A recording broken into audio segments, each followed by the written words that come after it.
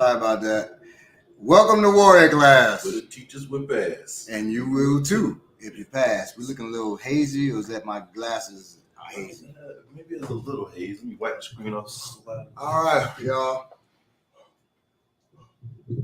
Now, this one here. This one right here. Let's see if I can give us a little wow like that. It's going to be a little fun. Also, so this is the science of self-defense. We will also be bringing scientists, not today, but we'll be bringing the scientists on. So the scientists, we're going to be doing the science, martial arts, martial math. We're going to bring a mathematician. Martial Mathers. And no, not his ass. We're going to bring a Marshall Mathers. If you don't know, y'all, is Eminem.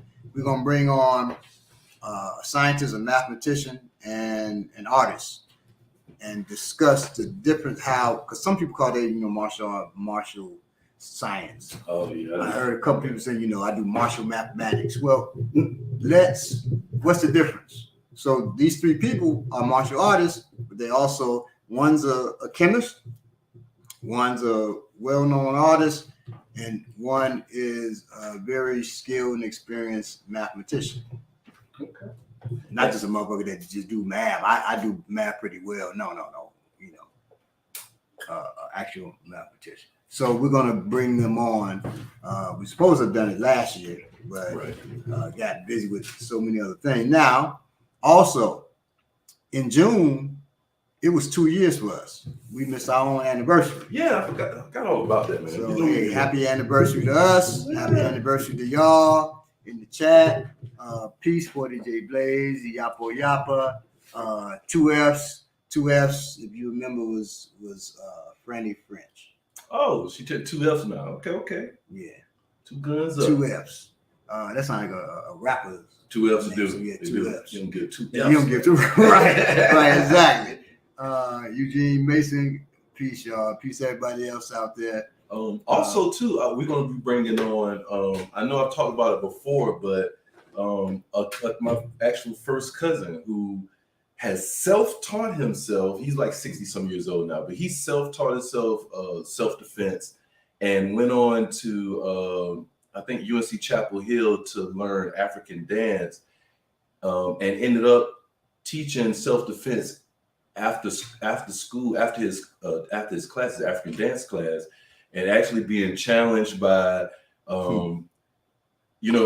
people who are actually trained and studied and got, years and years and whipped all their tails. They all, came to his class with their tails. So we want to bring him on, talk about, want to see some, maybe get to see some of his movement. How did he incorporate this? How did he come up with this? I never really talked to him about it. I just witnessed it growing up. I didn't think it was a big deal. Oh, he could just twirl all this stuff around. It's real nice. He flip everywhere. I never knew what was really going on. So we're going to bring him on as well. I'll say this too about whooping martial artists.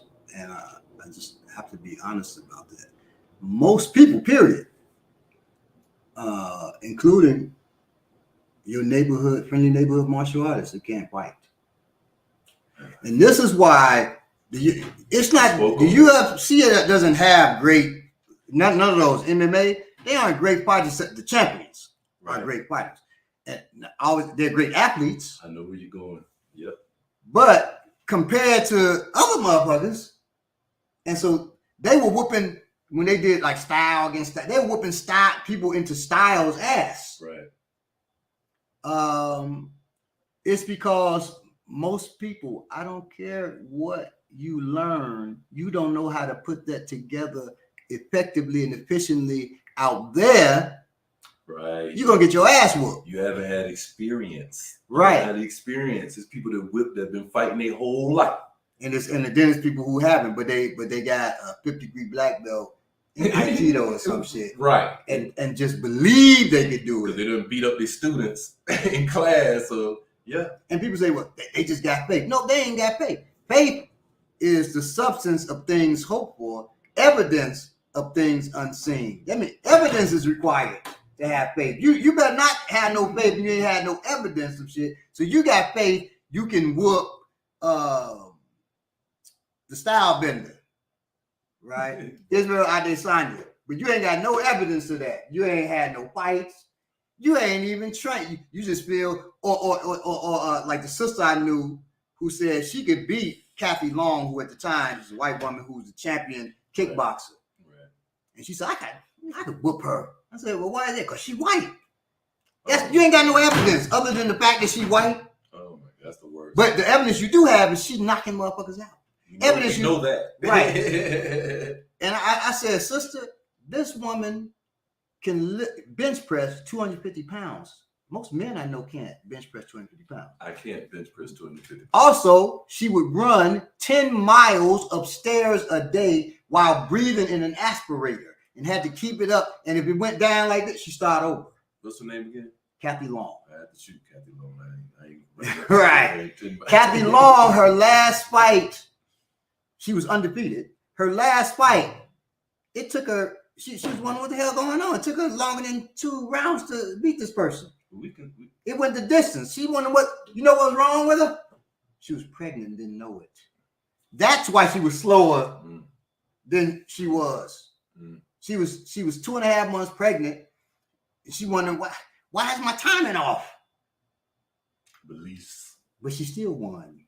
But you believe. But this woman, right? Right. She believes she could beat her just because she's white. Bruce Lee, the greatest martial artist ever. Right, and got no evidence. So we believe. All we got is movies. Yeah, your woman make you believe you can beat every man. Right. Don't do it, baby. Don't get him. Don't get. You won't see him get mad. Don't make him. Really, you happy she? Don't. Ooh, I never get one when my girlfriend grabbed me to take me out. I was so happy. Boy, don't let me. Man, we were bodyguarding this guy. We're doing executive protection on this person, and it's a comedy club here, and the owner recognized that the person he's somebody got these executive protection people. Right. Got it was 11 of us, right? Clearly, somebody. So he said, you all come up here. So this woman said, why they get in the front? Uh-oh. She said, baby, go talk to them, check them. So he's walking up. I said, excuse me, sir, can I help you? He's like, man, why we so and so? I said, quiet your voice. He said, what? I said, quiet your voice. Quiet your voice. I'm only gonna tell you one more time, then I'm gonna remove you from this area. He said, what? You gonna do what? I grabbed him and said, baby, you all right? I just took him over to his wife. I said, both of y'all tell each other to be quiet. Tell each other to be quiet. And so she just trying to rile up the other people. We ain't gonna let them do this, get in front of us. We gonna do so and so. So it's a sister with me. She said, Brother Goon, what do we do? I said, hold your post. Hold your post. I can't help you. We're gonna do that because they went to her. Now she's a tall one, but it's a woman, so they figured they could. Right. I said, hold your post, hold it down, because I'm securing the principal, which is the person, the principal, his wife. My wife is securing really his wife, right?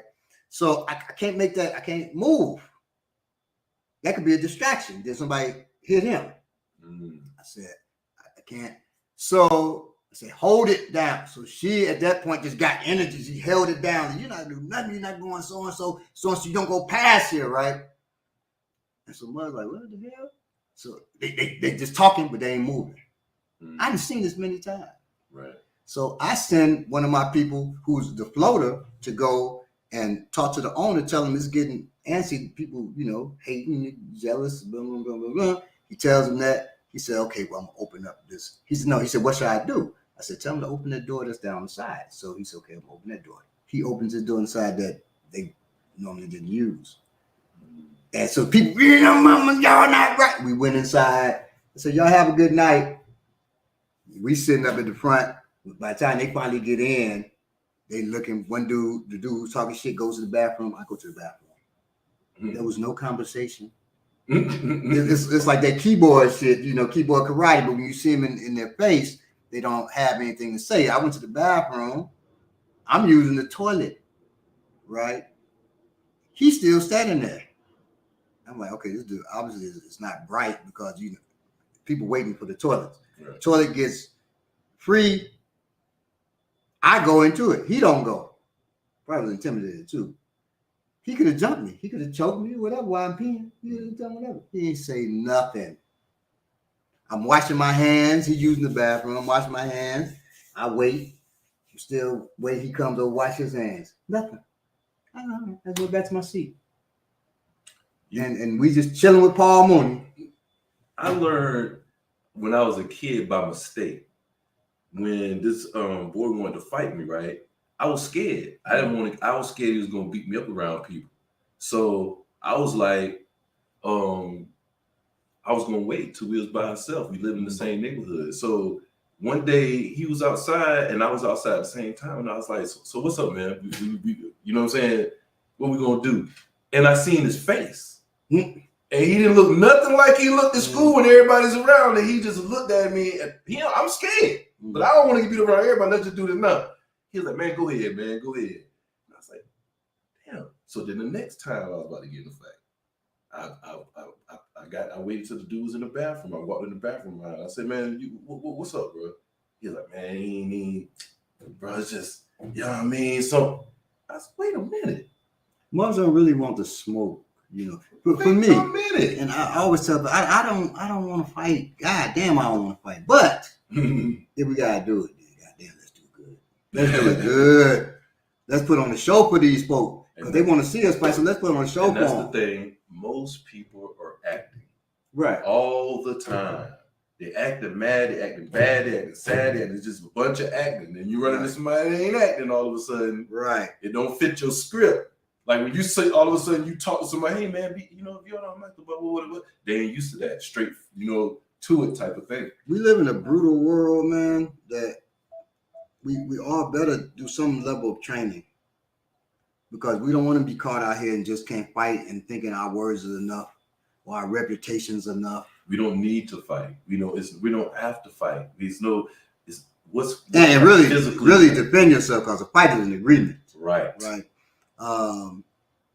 I've been in a fight that's me and that person say, hey, we're gonna throw down. There's an agreement.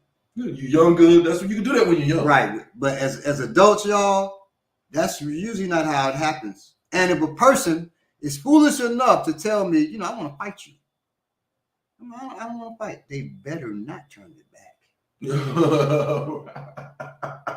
So that and I gotta figure it's that way with them too. So I ain't gonna be like, hey, if I tell you let's throw down.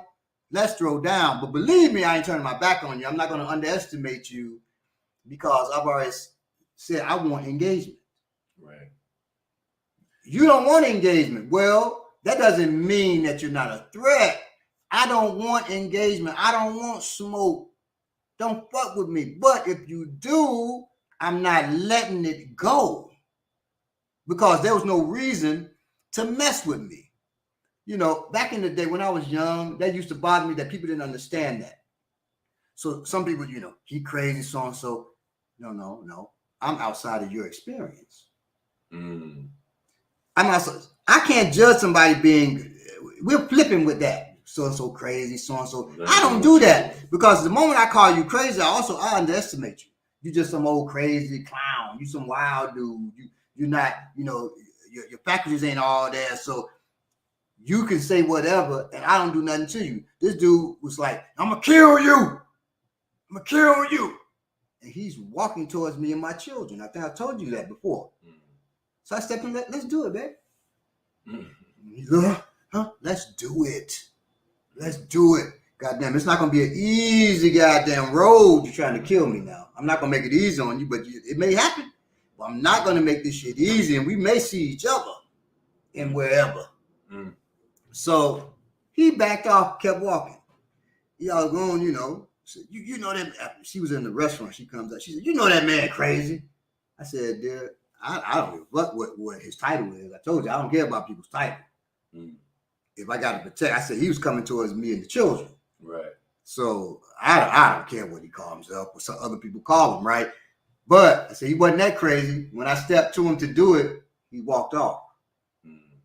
So his faculties were there. I've seen a lot of people crazy until they're not. Right. This one comment says the brute fights, the real man is civilized. You know, we talked the other we talked a couple of shows ago about it can be just like it can be considered and looked and frowned upon to be violent. It can be frowned upon to not be violent, right? In some situations. So, and I tell you, people relying on your protection, and you tell them, you know, it's brutal. Only the brutes fight, but you know, the real man is civilized. They can be like, this weak motherfucker. Right. We need your protection. They don't give a fuck. Once again, they don't give a fuck all that rhetoric that you're talking about. They don't give a fuck about that. What's the reality? When people need you, people rely on you for their protection. Don't tell me there's never a time you have to fight. You're a goddamn fool or you are crazy. If you think there's never a time when you have to defend yourself or others, goddamn it, the white man got his foot on our neck right now. And you telling me that we don't have to defend ourselves, that's why his foot's on our neck. That's why we're in the condition that we're in. We don't unify and we don't fight. And they know I got people that's disunified, disorganized, and they gonna fight back for themselves. So I'll take their lives anytime I want to, and won't shit be done. Another comment: who rules the world and dictate laws on it? The civilized man or the brute? Exactly. We got to stop with the cute rhetoric, the shit that sounds good. The gun is evil. We don't. The gun is. What he said? The gun is disrespectful to the warrior. So I don't know what the guy. I had a motherfucker. I'm teaching at this place where we shared space, these other martial artists. And I love those brothers. Yeah, this ain't to you to comment. He's speaking in general, not for what you said. You know what I'm saying? Yeah, I love those brothers. There is always time to kill. There is a time, not always time to kill. You really cold. He said there's always a time to kill. Like, damn. You find a time. Anytime you find it, go ahead. So anyway, these mugs, you know, they telling me, you know, it's friends of mine now. Okay. Is it, you know, I love you, but you know, your martial arts, it's not right. I said, what do you mean? Because it's dishonorable. That's it. It's dishonorable to use a gun. Right. Nah, it wasn't even just a gun. That was a comment before. It's dishonorable to hit somebody. Oh, yeah, I remember that. It's dishonorable to hit a man or kick a man. I said, what? I said, well, then if I ever fought you, I wouldn't hit you. I wouldn't punch you or kick you. I just knee you and elbow you, headbutt you. I'm like, what are you talking about? He said, you know, because we can kill in Aikido. We have this heart punch, but it's only if you're about to die. If you're about to die, and then you gotta, you know, save yourself, and you hit to the heart. I said, well, you know what? Do that heart punch to me. Do the heart punch to me. I don't want. Do the hard punch to me. He hit you with a hard punch. Yeah. He said, I hit you soft, so it's just gonna probably make you vomit or something. I said, well, then. Boom! And he did. It wasn't soft, you know. And I said, that was nice. Now can I hit you? He looking like, what the hell? Because he believed it was gonna make me vomit. That he gonna take me close to death. And I'm gonna show you how this punch goes. It goes like this. You put your hand on it, and you go. Boom! Like that. Cock it. That pushes that power. Greetings on me, nigga. So he said that's the hard punch. He did. Now he was one of the greatest Aikido exponents in the world. Wow. Well, proponents. Excuse me, I used the wrong word. Proponents in the world. But this shit, I said that's nice. Let me hit you. He would I don't want. Yeah, he didn't want me to hit him. And that's the whole. Because I was gonna hit him for real, but I wasn't gonna kill him. That's the whole. I was gonna hit him in his heart. And first of all, let me make your heart's behind the sternum. This sternum is thick ass bone. It's like armor. Okay. The only bone that's harder than this is this, because that's protecting your brain, protecting the computer, right? This here, the heart, that's the motor that drives, and so it's protected too. It's more protecting the motor in your car. Your motor in your car just got a hood on it. This here. That's a hard bone. Now, I broke a dude's sternum one time. That's not an easy task. You ain't breaking it with a punch. You got to hit that with an elbow or a knee. Yeah. You're not breaking that with just punching. I got a hard ass punch, but you're not just cracking a child stern or something. Why the hell you hitting a child in the chest? That's another thing too. Don't hit children in the chest or slap them in the head. Please don't. All right. What you're saying is Except Jadarian. it speaks to what we speak. The whole point of this particular show, and that says you really have to train, because if you don't, all you have is beliefs. All you have is what's going to happen when somebody come here. I know what I'm gonna do. And that's the thing. But if they try that to me, I'm that is crazy to me. So a bunch of dudes who can't fight get together, and maybe women get together and do this. A bunch of dudes get together and they talk about, motherfucker did that to me. They hear about somebody whoop, and they talk about motherfucker did that to me. I did so and so. So everybody fantasizes. Everybody. I've been in a room full of dudes. No. They redoing the MMA fight that just happened. No, because what he could have did was that too. Yeah. Now, I have seen that. No, dude. And that's the point. It's like not knowing yourself. Truly. Right. Not knowing yourself. One thing I really am able to enjoy about growing and aging is knowing myself. So I don't have to question certain shit. I'm not one of them people that be like, that later on be like, I can't believe I did that. No, I knew I was gonna do it. I knew I was gonna do it. I've never sitting there and be like, I can't believe that happened. Right. I know myself. I know in certain situations, if I go to there, this is gonna happen. I can't believe it's not butter. Yeah. Right. It's not butter. Yeah, it's like you don't know, and what happens is you get put into a situation, and then you don't react like you believed you were going to react, and now you're stuck with one of the worst emotions that I personally cannot stand, and that's regret. As a child, I used to, when I didn't do like physically somebody, I feel like I got punked or something. Mm-hmm. Oh my goodness. In my head, I'm a virgin. So over and over, I should have did this. I never let nobody do this, that, I could have did this. It only took about a few of those before I was like, you know what? I'm not going to be living like this. And I'm a kid thinking this. I'm not going to keep saying I should have next time somebody. And it became to, next time this boy come in my face, I don't care what he said, I'm going to just bust him in the mouth. Now, it's funny. That never happened to me with, I'm thankful, with fighting. But it happened to me with joning. That's where it started. Because that's where it started, Mama. I could have like somebody said, right, I could have said so and so. That's where it's you just damn, that's where it started. I could always, believe it or not, I used to be quiet as a child. I used to just be in my head. And yeah, me too. But everybody around me could joan really good. And I knew I had it in me, but I was scared. I was just scared. I used to lead a bus every day and be like, I could have told that fat head water. Man, I had so many things and just never did it. One day it came out. Oh shit, I got it. And that was it. And you learn yourself. So now I'll tell you, in demonstrations, I was like, people like, man, this dude cold and getting standing ovations, all this, right? But I always felt inadequate in a demonstration because what we do ain't pretty. I understand. Compare, so I would, as a little boy, we doing demonstrations, and they like, this little boy cold. I'm throwing him in and shit.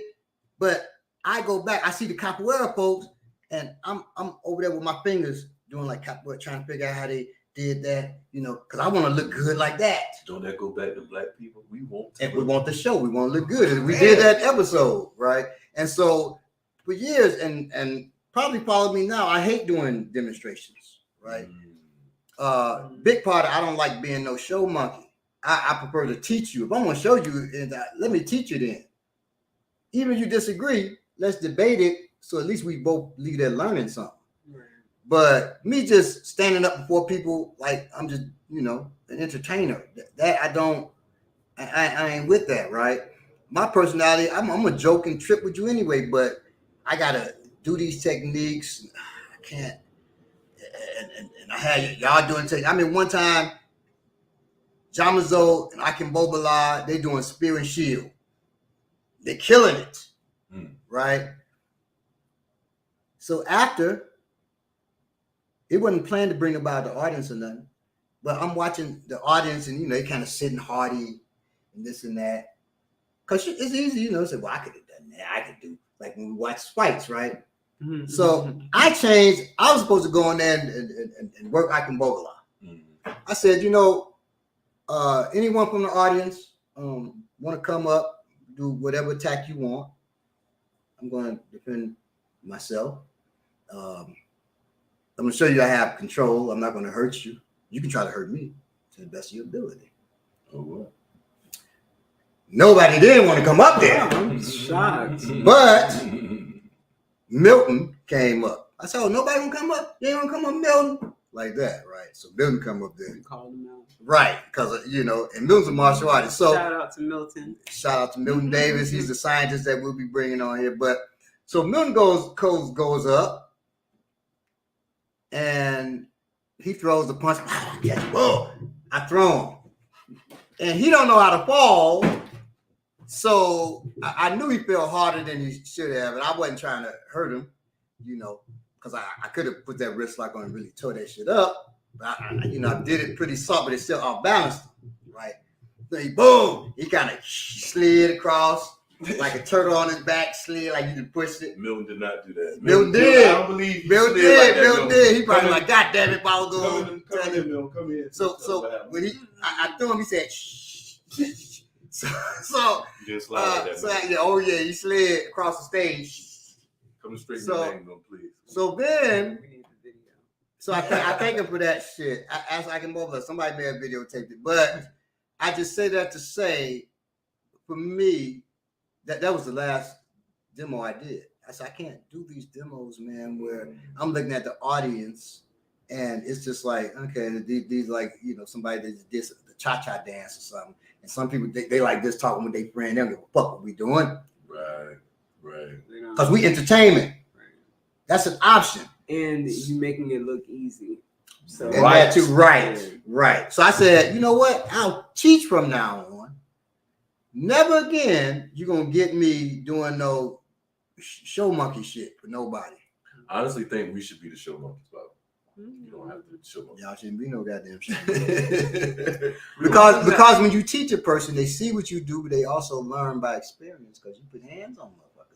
Yeah. No, I definitely believe. I think you show something and then put hands on you. Like, yeah, you like that? And you can do that too, right? Well, that's just what I had to do. But then you also got to be in control because you can't be in your, mother. Man, I don't think that shit worked. And they walk up on the stage and then you just try to just break them up. So you got to be in control. Like this dude doesn't know what he's saying, and then you just work them and embarrass them. Had a dude up there, one dude at this one workshop, not workshop, it was a bunch of speaking. Kalani was speaking at it too, right? So they brought in all these different folks. The two people that made sense was me and Kalani on the whole thing. You had all these different spiritual leaders and all this shit, right? So I get up there and I just show, what we were talking about, and what we do, and still doing demos at this point, right? So I said, really, my wrist, I gotta loosen up my wrist. So can somebody come out, from the audience and help me loosen my wrist up? Just grab me, don't let me get out. And so I'm, getting out on people. So one dude's coming down, y'all want to come up there. People, oh, he's huge, right? So he grabs me and tries to punch. Whoa. So I get out of it. I turn him around, crack his neck, turn him around, pull him to me. I got him, his nose up, right? I said, look, I don't even know this dude. And he laying on me like this. This is something else. He can't do nothing, big dude, right? So I let him up. I said, thanks for the demonstration, man. And you just see him kind of backing up, looking like, because you don't have to be angry with a person doing, how many students have tried to hit me, punch me, because they can't believe I heard this shit about this man. I'm going to test this shit. I'm glad you said that. I'm cool with that. I was just with OD yesterday. And he was saying, we were talking about what it takes to fight as a child, because as a child, most people, kids don't want to fight. That's why they bump each other, push each other. He deliver a punch for you and all this stuff. And we was talking and we was like, yo, OD was like, yeah, man, it's like you have to get pushed and pushed and pushed until you mad. He's like, I had to learn as a smaller person not to wait until I got mad. You know what I'm saying? And again, if you don't train or anything, then you just have beliefs. When I get mad, You're right. when I get mad is the absolute worst time You're right. to really have a physical. But right. you don't know that. So you wait till you mad, then you fight. Because you have no idea what it means to really protect yourself. I had a dude tell me that one time we were gonna fight. And he said, when I get mad, boy, you better not be here. I said, all right, here goes the Yoruba showdown. Right, exactly. When I get mad, and we were young men, right? When he said that, I started crying laughing. Mm-hmm. Not acting like laughing to goad him. I started crying laughing like this is ridiculous, right? So he got mad. Not a punch was thrown.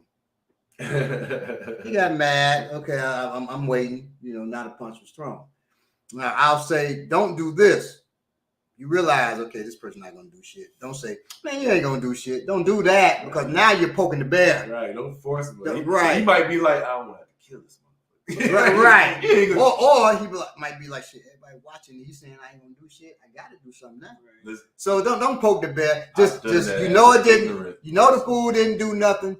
He know he didn't do nothing. It's cool if everybody else don't understand. Right. So don't say nothing. And if you got any of our books, you know that what we're talking about as far as getting angry, the first thing you have to do in an encounter is calm and control yourself. Right. Before you can control the situation or the person or the other person. So, that science, control first yourself, then you control your opponent, then you control the situation. Yes. And so that whole myth or belief that once I get mad, I'm gonna whip some ass, I'm gonna test some shit, you're more likely to get yourself hurt. You're more likely to be tight. And I'm so glad this came in because it just reminds me. Hey. So you know what? I mean, why don't you pull that? Now they've seen. Y'all have seen my daughter Jamie. You haven't seen B-Lady's daughter. Come on over and have a seat, darling. Look, we're gonna get you right up on in here. It says kicking ass and busting myths on words. Like, oh yeah. I like that. I like that. Kicking ass and busting myths. So one of the instead of busting heads.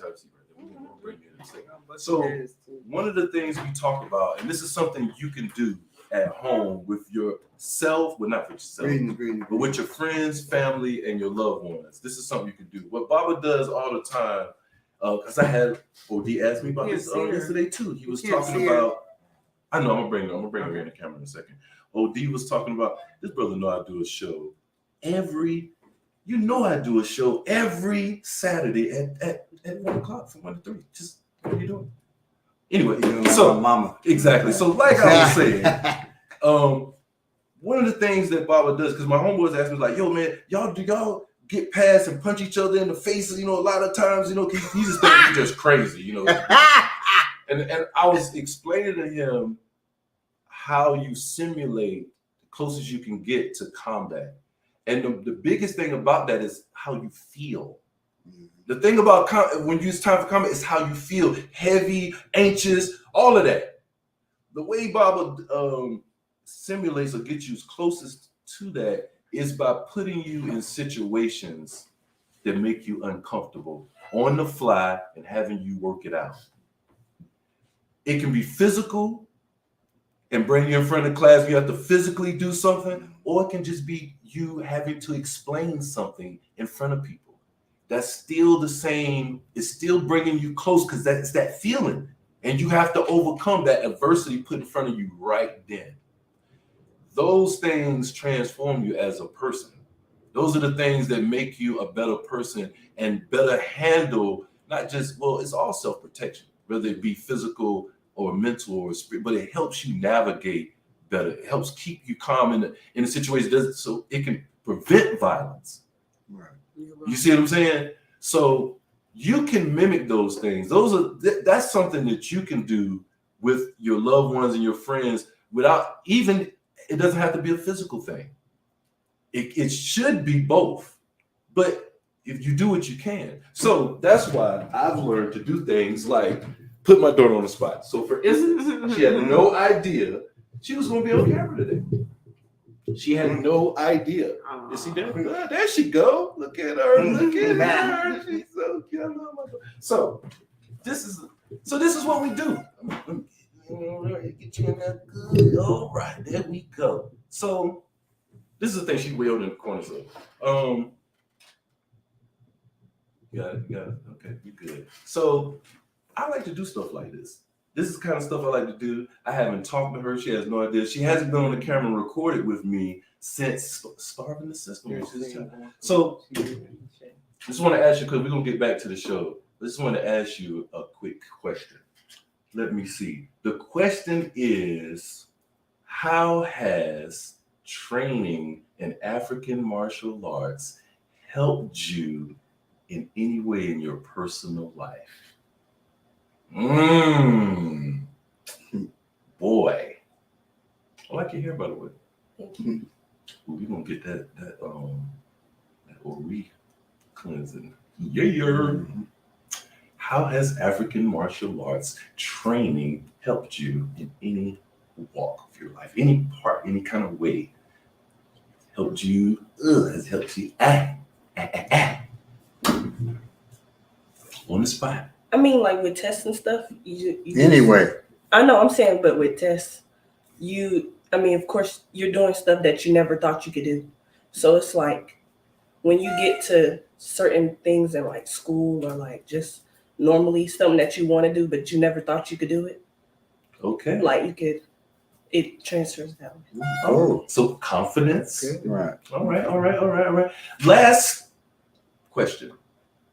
I hear you making music now. What's going on? And why you ain't telling about? Okay, we can talk about that later off the camera. Okay, you can leave. You can. I'm gonna let her get off the camera. YouTube. That's my daughter. Thank you, baby. That is my daughter, y'all. I had to put her on the spot because that's the kind of father I am. I do shit like that. You can't stop me. So anyway, If I brought my son on here, he would be. she wouldn't do it because she'd be afraid of waiting.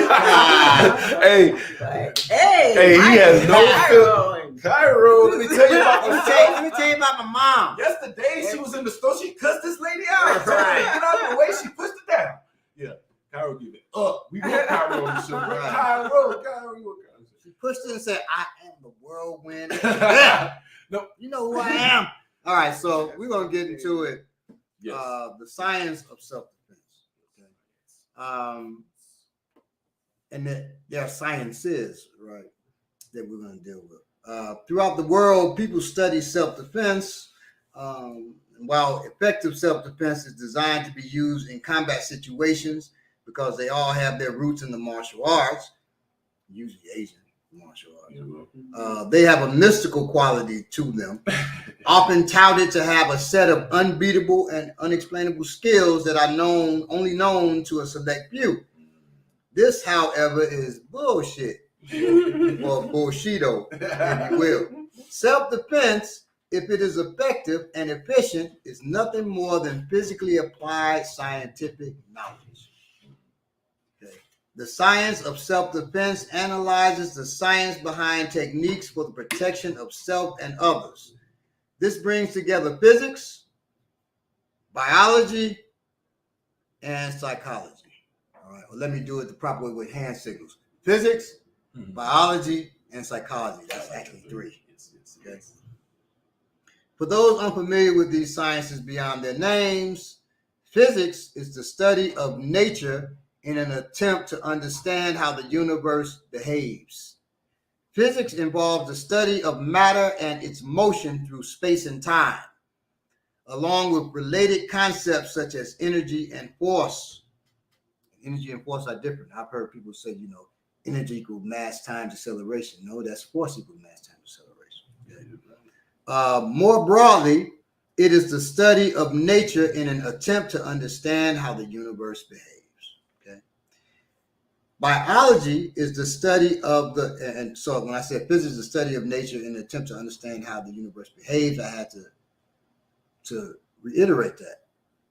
The study of what? Nature. Not the unnatural, because a lot of times we think science is unnatural. Doing Frankenstein type shit. Okay. I see. But it's physics, at least, is the study of nature in an attempt to understand how the universe behaves. Now, biology is the study of the structure, function, growth, evolution, and distribution of organisms. It is the study of life and living things. Okay. So I study this. I'm not studying biology. I cannot. It's not a living thing. Right. Y'all got me? When a person is dead and you study that body, is that biology? Yes. Yes, because there's still cells alive. Yes. It's still a living thing. That's why y'all dissect all that crap in biology class. Exactly. That fetal Okay. There's still things alive and active. Okay. Psychology is the study of the mind and behavior. So, at least self-defense from our standpoint, those three sciences, physics, biology, and psychology, are involved. Free your mind. No. And sometimes I used to say when I was younger, psychology is the main science in what we do. As I got older, I learned they're really pretty much equal. Okay, because I was going to say, I could see psychology and physics being a little more than biology, but biology, I mean, we are biology. Right. So, and to hurt a person, to know how to manipulate their joints, to know what happens flow, when you punch them, yeah. to know where to cut, all of that's biology. Right. The trifecta. So, how are these three sciences used in self-defense?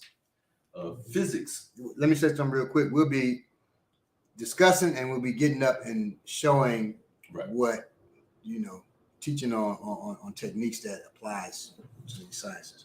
I should have set up the other screen. Physics is used in self-defense. One, to generate force. Through the formula, force equals mass times acceleration, like how to punch with optimal power. So force times mass times acceleration is F equal mv squared. V is velocity. Force equal mass times velocity squared. Velocity squared is acceleration. Yes, velocity squared. Two, to determine the positioning and shape of your body so that the force you generate is adequately transmitted to a target. Like how your body is positioned to deliver a punch that will stop an assailant. So your positioning and everything. Three, to enhance the speed of your actions, like how to punch with explosiveness and blazing quickness, such as myself. And that position is also using your hip. Definitely. Power. Four, to increase your functional strength through the use of proper leverage, like how you stand stable or to off balance and throw yourself. And again, that's your hips be about that too. The first consideration of self-defense is stability. In order to hit a target with any kind of power, you got to have a stable force, a stable base, Without a stable base, you'll be nowhere near your power will be transmitted to the target.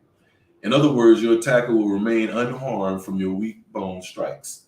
In order to achieve a stable platform, which to launch strikes, let's assume a proper fighting position. So we're going to show you. And now, when the guy hit the sister, whose son shot him dead in Chicago, his punch, he wasn't from a stable base.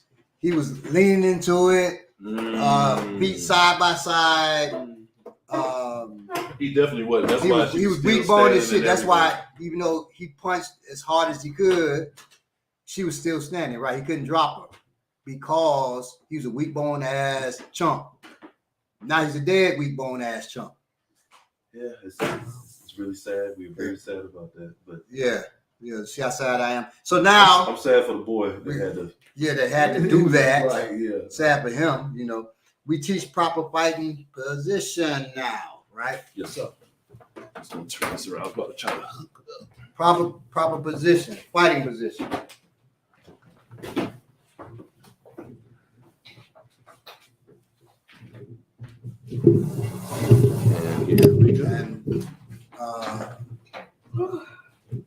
And you can be head on, belay, you can be to the side.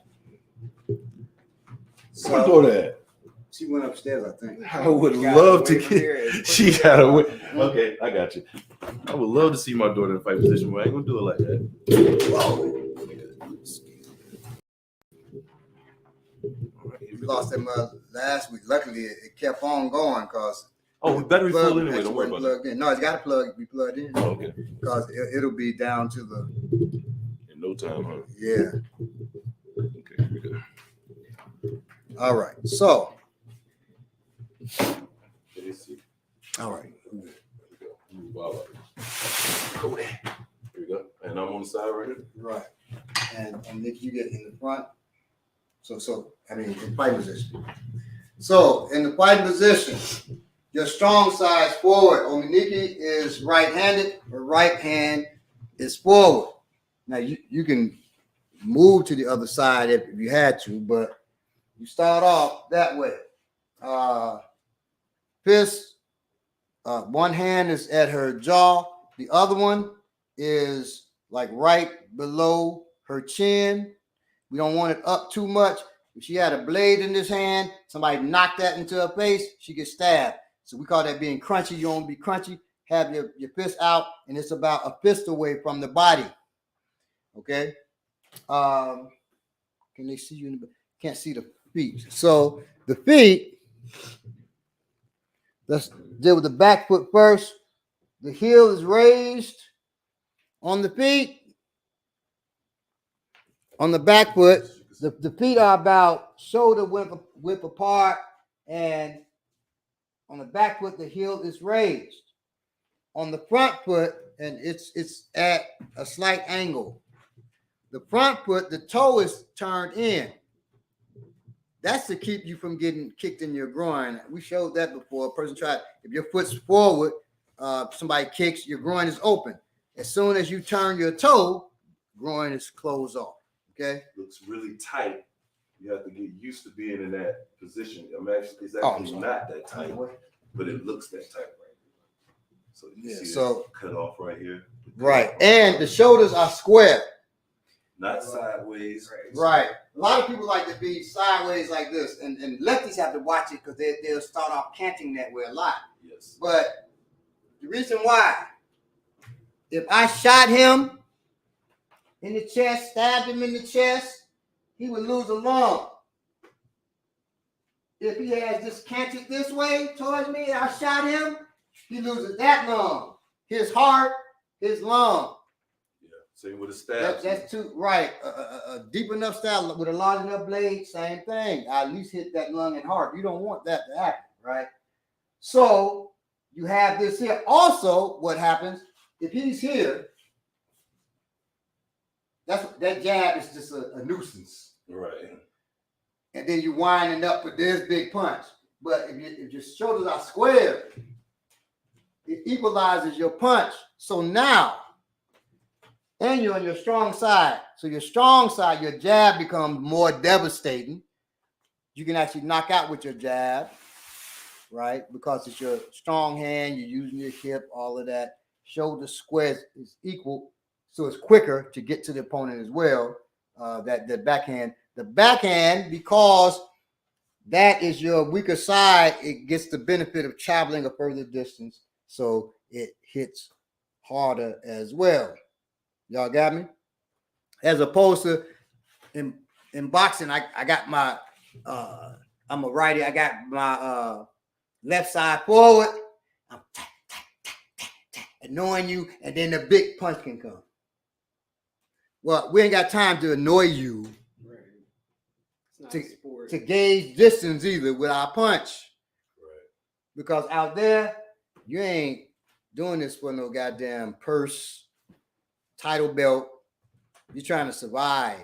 Okay. So you best be able to hurt them as well as you can. So that's proper positioning. It's very different from a jab like this versus being straight. Right. Jab. It's not power, that just means your footwork. All right, we're about to get back to it. You need time on it?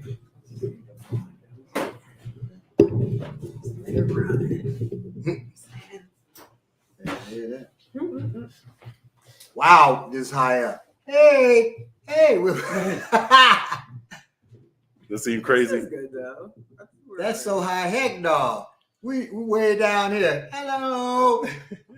Hey. I'm trying not to do too much at one time. Let's see. Right. Oh, no.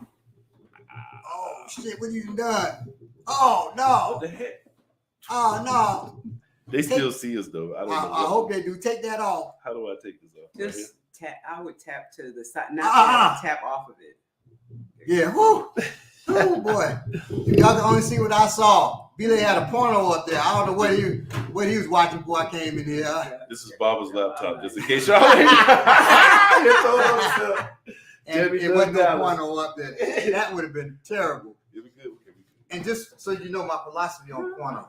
Okay, my philosophy on porno. Don't share your own personal. No, porn terrifies me. The reason why, I always envision, Hold on. How long has porn been terrifying? for about the last 5 years. Okay. There we go. Okay. Right, because I figure, maybe a little longer, I figure I'm watching porn, right? Yes. And I'm enjoying myself, and I Okay. die. And my family come in, Oh, and they just my said, gracious. that's the last image they get of me watching porn. Hell, died watching porn. So Yeah, that don't do scares me, y'all. I know that sounds crazy, No, that's What's that? actually hilarious. but I'm not. I can't be caught in that position. Ah, I just can't. I don't want to take a call like that either. Thank you, NG Yoma. What is that? But he complimented my arms, as many people have, and I just would like to share my secret. Oh, because it's so skinny. Yeah, I guess so. I actually have a hernia right now, a slight hernia, so I can't do a lot of different things, but I do wall push-ups. TMI. So wall push-ups are very Well, you know, so when effective. you say you have a hernia, I'm old school, and men think hernia, swollen testicles. Oh yeah, no. Well, I know that's not happening, but and if it was, I'd be really surprised. but I'm like, "Man, I know you. Oh my God! So when you said that, but I know, if you don't know, an Audi navel, that's a hernia, Oh, okay. Wow. and it was never repaired or never healed itself, and that's an out. So an Audi is a hernia. Wow. Mhm. Damn. I love learning shit. Okay. Yeah. Wall push-ups, great tip. Yeah. And so the hernia doesn't stress the hernia. No, because if you lay down, then that's too much weight. But wall I push-ups got you you. can do. Yeah, you just got to make sure you step back far enough from the wall and make sure that you take your face all the way to the wall and push back up slowly.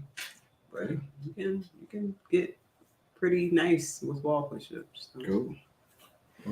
So now it's my turn. Excuse me, everyone. All right.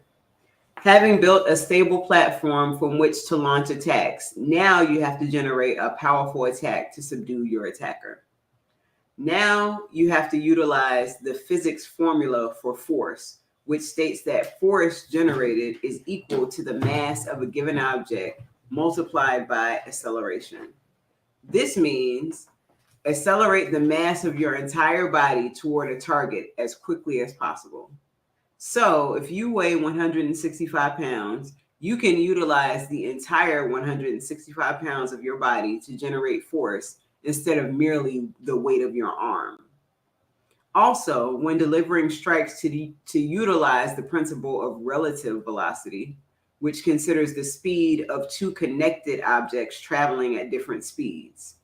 So if a train is traveling at 60 miles per hour and a person on the train is running at 10 miles an hour in the same direction, then the person is actually moving at the sum of the two speeds, which will be 70 miles per hour. You apply this principle to your punches and other strikes too. First, you accelerate your body mass using your legs. Then you accelerate your striking hand away from your body, utilizing your arm and shoulder muscles. Excuse me 1 second. Your striking hand is now traveling at the combined speed of the initial acceleration of your body's mass, combined with the acceleration of the hand from your body. This simple method of moving body parts in a chain sequence as opposed to all at once, lends a great deal of total acceleration to your strike. This increase in total acceleration yields an increase in force generated. We call this the summation of forces. All right. So I'm going to demonstrate that with a knee strike. Okay. And I'll demonstrate that. Can you bring this up? Huh? I got this over here. Bring it where? Can you bring me up on here? I don't understand. Bring you up on there. Bring the screen up. I'm in backstage. Oh, I'm sorry. He's being technical. I'm just all confused. All Thank right. you again, Engineer Yoma. I've been trying to get some voice acting work, but it has not yielded any results.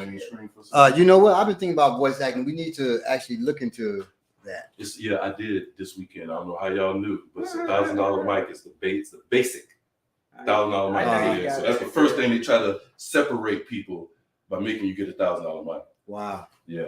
Well, I mean, you really have to have good You don't need no sound. $1,000. You don't need no $1,000 mic. Right. Not the audition. Not the audition. And I know people who've done it, and they've done it in their bathroom or closet. Okay. So it's So smaller. they know what to do then. But you gotta have a way. They changed it now. You You can't have to prove you have a certain mic. Wow. They doing that. I know the sister who does voiceover work. Oh, man, you know. And she had a Japanese coach. And so she, I mean, just like how they sound on anime. I know a woman who does the anime on Yokuza and a few other ones. She speaks Japanese. Black woman. All right. So now, summation of forces we've talked about before.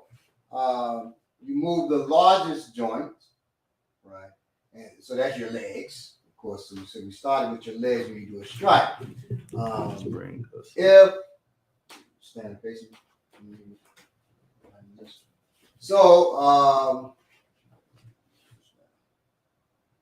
if I'm going to throw a knee strike, which we talked about before, let's say I'm throwing a rear knee, so you guys can see better. I'll throw my right side. So I throw a rear knee. First thing that needs to move. I'm at a distance. I step in from her. You took me away. I got you. All right. Sorry about that. Not that one. That's wrong. That's the bit. Oh, you do the other one? Yeah. Got you. There you go. Okay.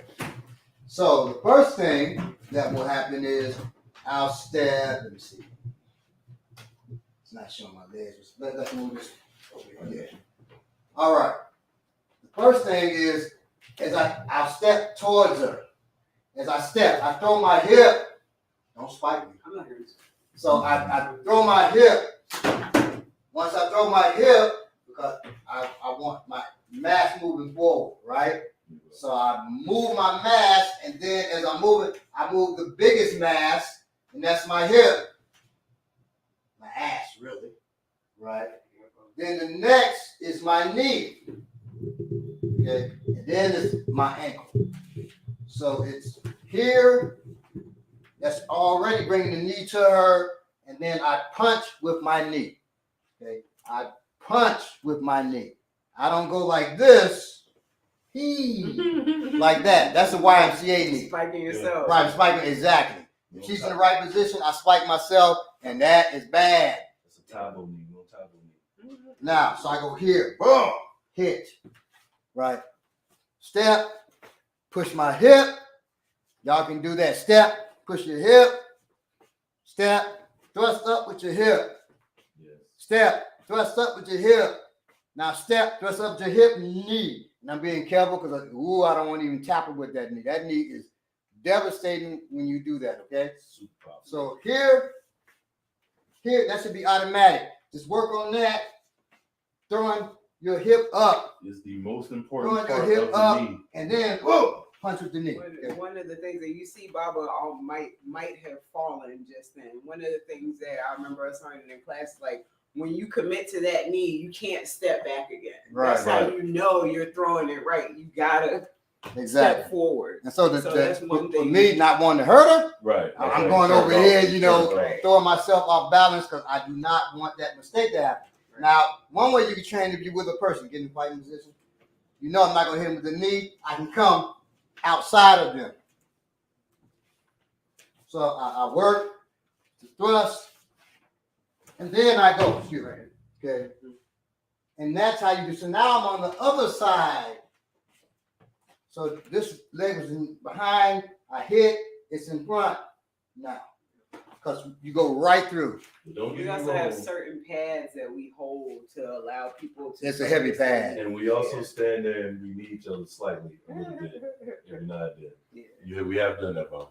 Yeah, we have, but I ain't gonna do that. Omnica's a sister, and she's a tiny sister. And she always get you back harder than you get her. So you don't really That too. And she'd have to do that because normally she'll write me and say somebody hit her hard. But if I do it, she's just gonna have to hit me back hard. All right. So now we're here. All right.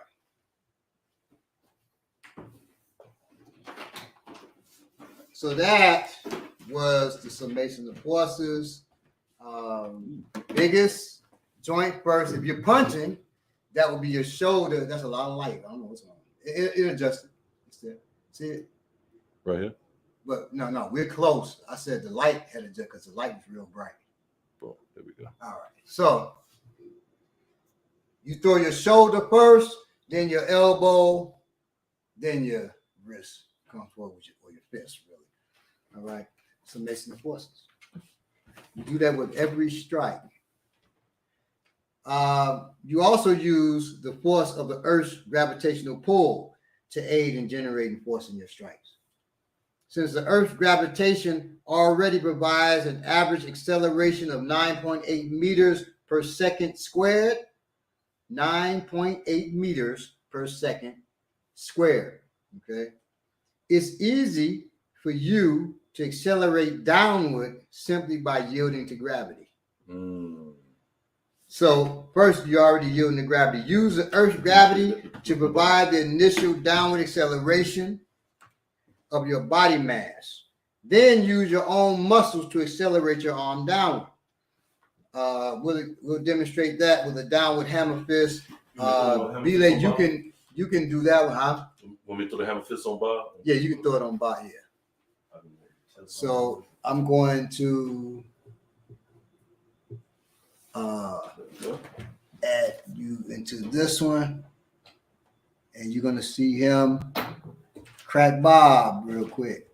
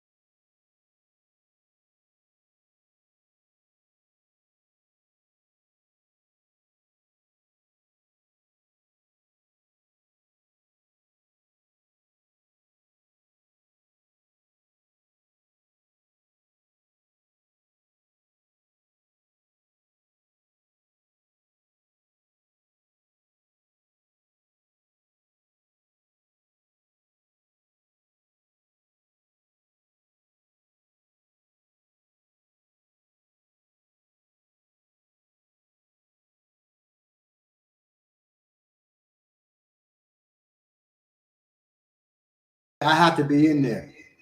See? Boy, this technology. So then you turn that one down. Class, not computer class. Right. We still learning. Okay. We leave warrior class, go to computer class. I got a D in computer class. Okay. So I'll bring it a little bit closer to the camera so you guys can see a little bit better. So we're gonna come with the hammer fist. This is what's known as a 2 angle right here. So it's still coming down. It's gonna come down just like that. If I was in fight, you could come with this hand, could do it, or this hand. So it wouldn't matter. If I was this way, it would be like that. Or you could do a 3. You definitely could do a Oh, 3. bang. Right, which is a great. You can boom, bang, bang if you want to. So then that was just so you got this. It's very hard. You got that. That's a 3, and then you have. So that's the backhand. The 3 is backhand. 2 is front hand, downward diagonal. Yep. And the 1 is a straight downward. And the first time I seen Baba do this, it was so interesting to me because normally we used to seeing punches come like this. That's what you used to seeing. It'll throw you off. Somebody's all of a sudden they boom right there. You're not expecting that. You're not expecting that. And from there, you definitely ain't gonna expect that. You ain't gonna expect that to happen to you. Right. But it goes, it ain't slow. And that's that knife work, stick work, or anything. So that's that hammer fist. Real hard. I'm not hitting this hard at all. Just coming down on it. But it's a lot of power. A lot of power. TWOF said keyboard warrior class. All right. Right. This is It brings back computer class, keyboard warrior. Now we need a class like that. We bring in a person who's an expert on keyboard. expert on production. Yeah, we janky. We know we gonna get it together. We get it together. We get it bring in together. a person and they teach like how we teach martial arts. They teach Right. thing. Teach and us see how if we can get right. See if we can get that. Boy, we'll be in class looking crazy. That would be so funny. Okay. So by rotating the body at the hips, you generate angular acceleration. This angular acceleration is combined with the body's acceleration and arm acceleration discussed earlier to further increase the total acceleration of a blow. Now we're going to demonstrate that with a straight punch, no hips, and then a straight punch with stepping, but no hips. Then a straight punch with stepping and hips. All You'll see the difference. So first is a straight punch with no hips. All right. And you can see and hear the difference. So this is a straight punch with no hips. Hit him. Again. There you go. Yeah. Oh, I put hips in that. I put hips in that. No, don't put no hips. All right. There you go. That's back and arms right there. Back and arms. All right. So now he's gonna throw a straight punch with stepping but no hips. Okay.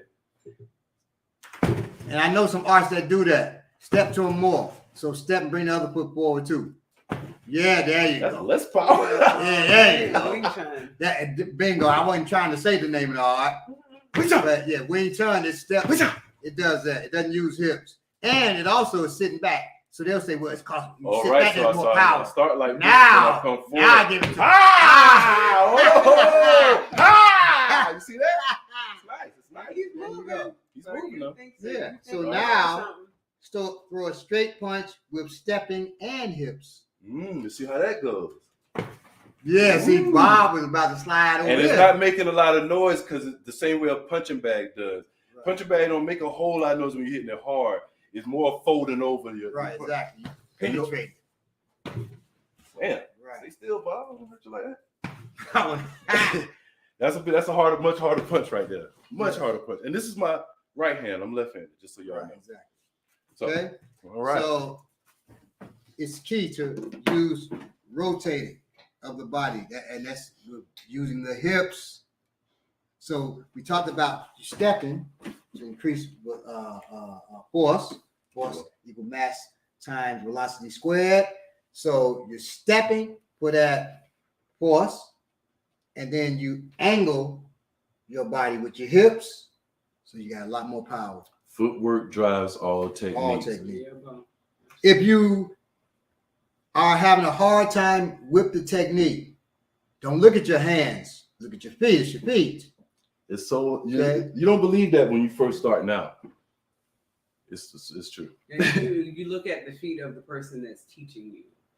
Oh, that's even That too. Yes. Yeah, that too.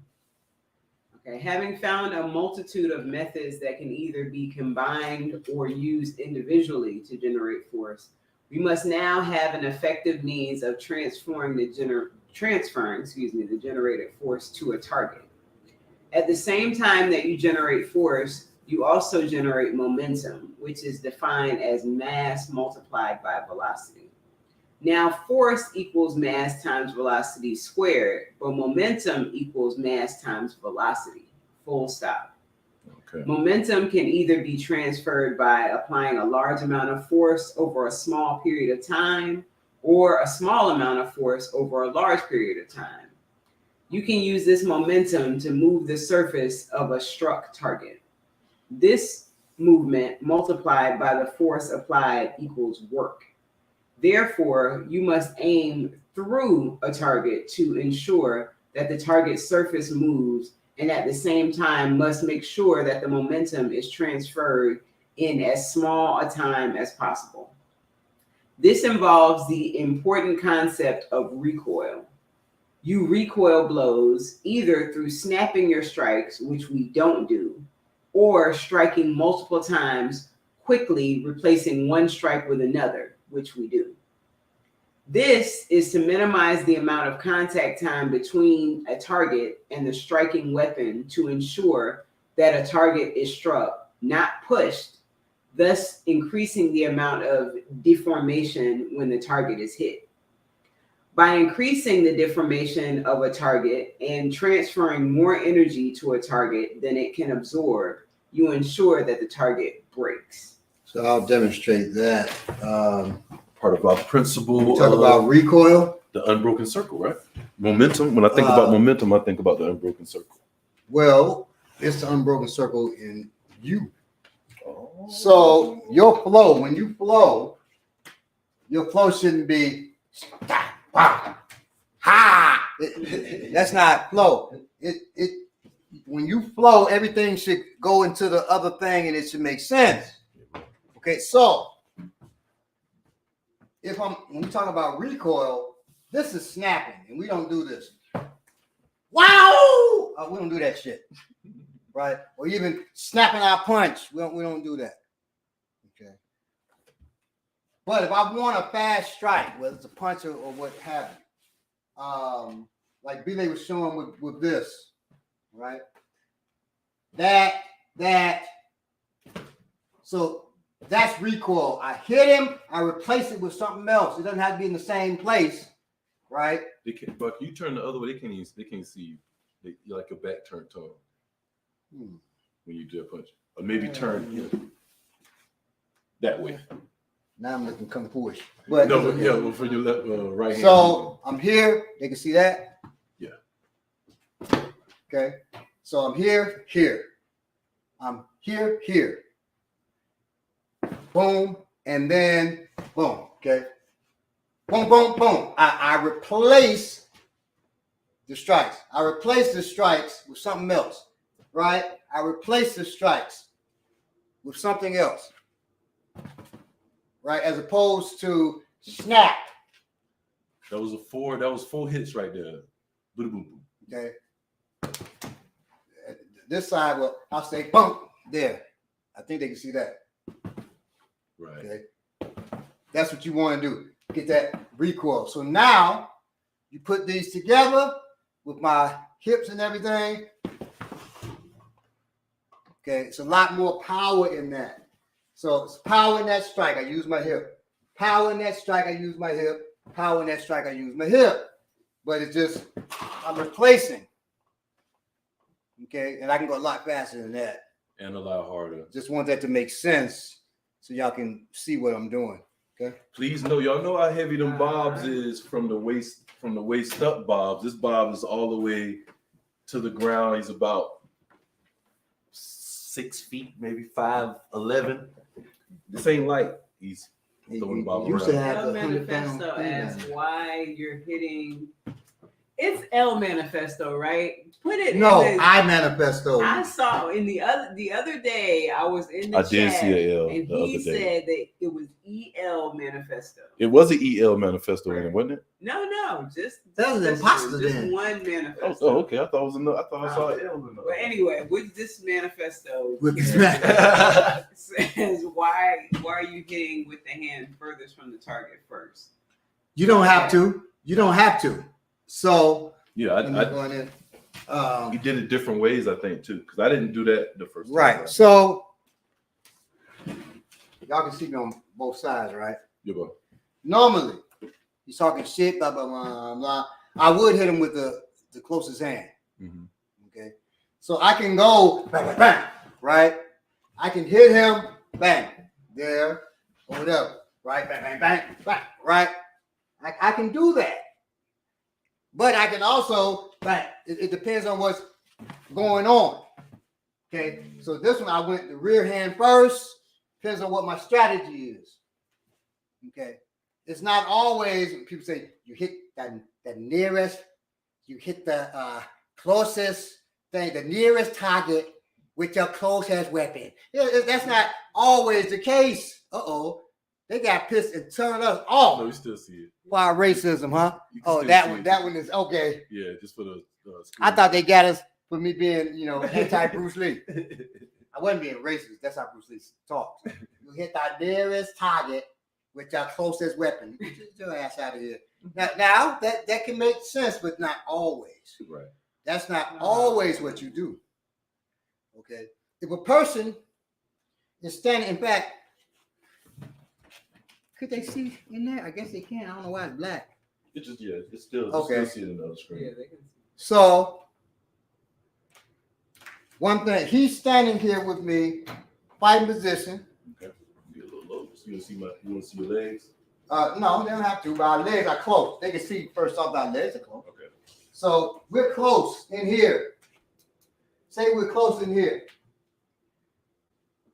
The nearest target with my closest weapon, Richard saying is hit the nearest target. Mm-hmm. But it's but I can hit the nearest target with my fist, so I guess that makes sense. With the closest weapon is my knee. So I can do that, but that's not as effective as if I do this. Can they see that? Lift that up. That's not effective if I grip his arm and push here. Yep. Come up the tap. That's more effective because he wants to tap there, right? Or if I strike there, bring down, I catch him in the guillotine and choke.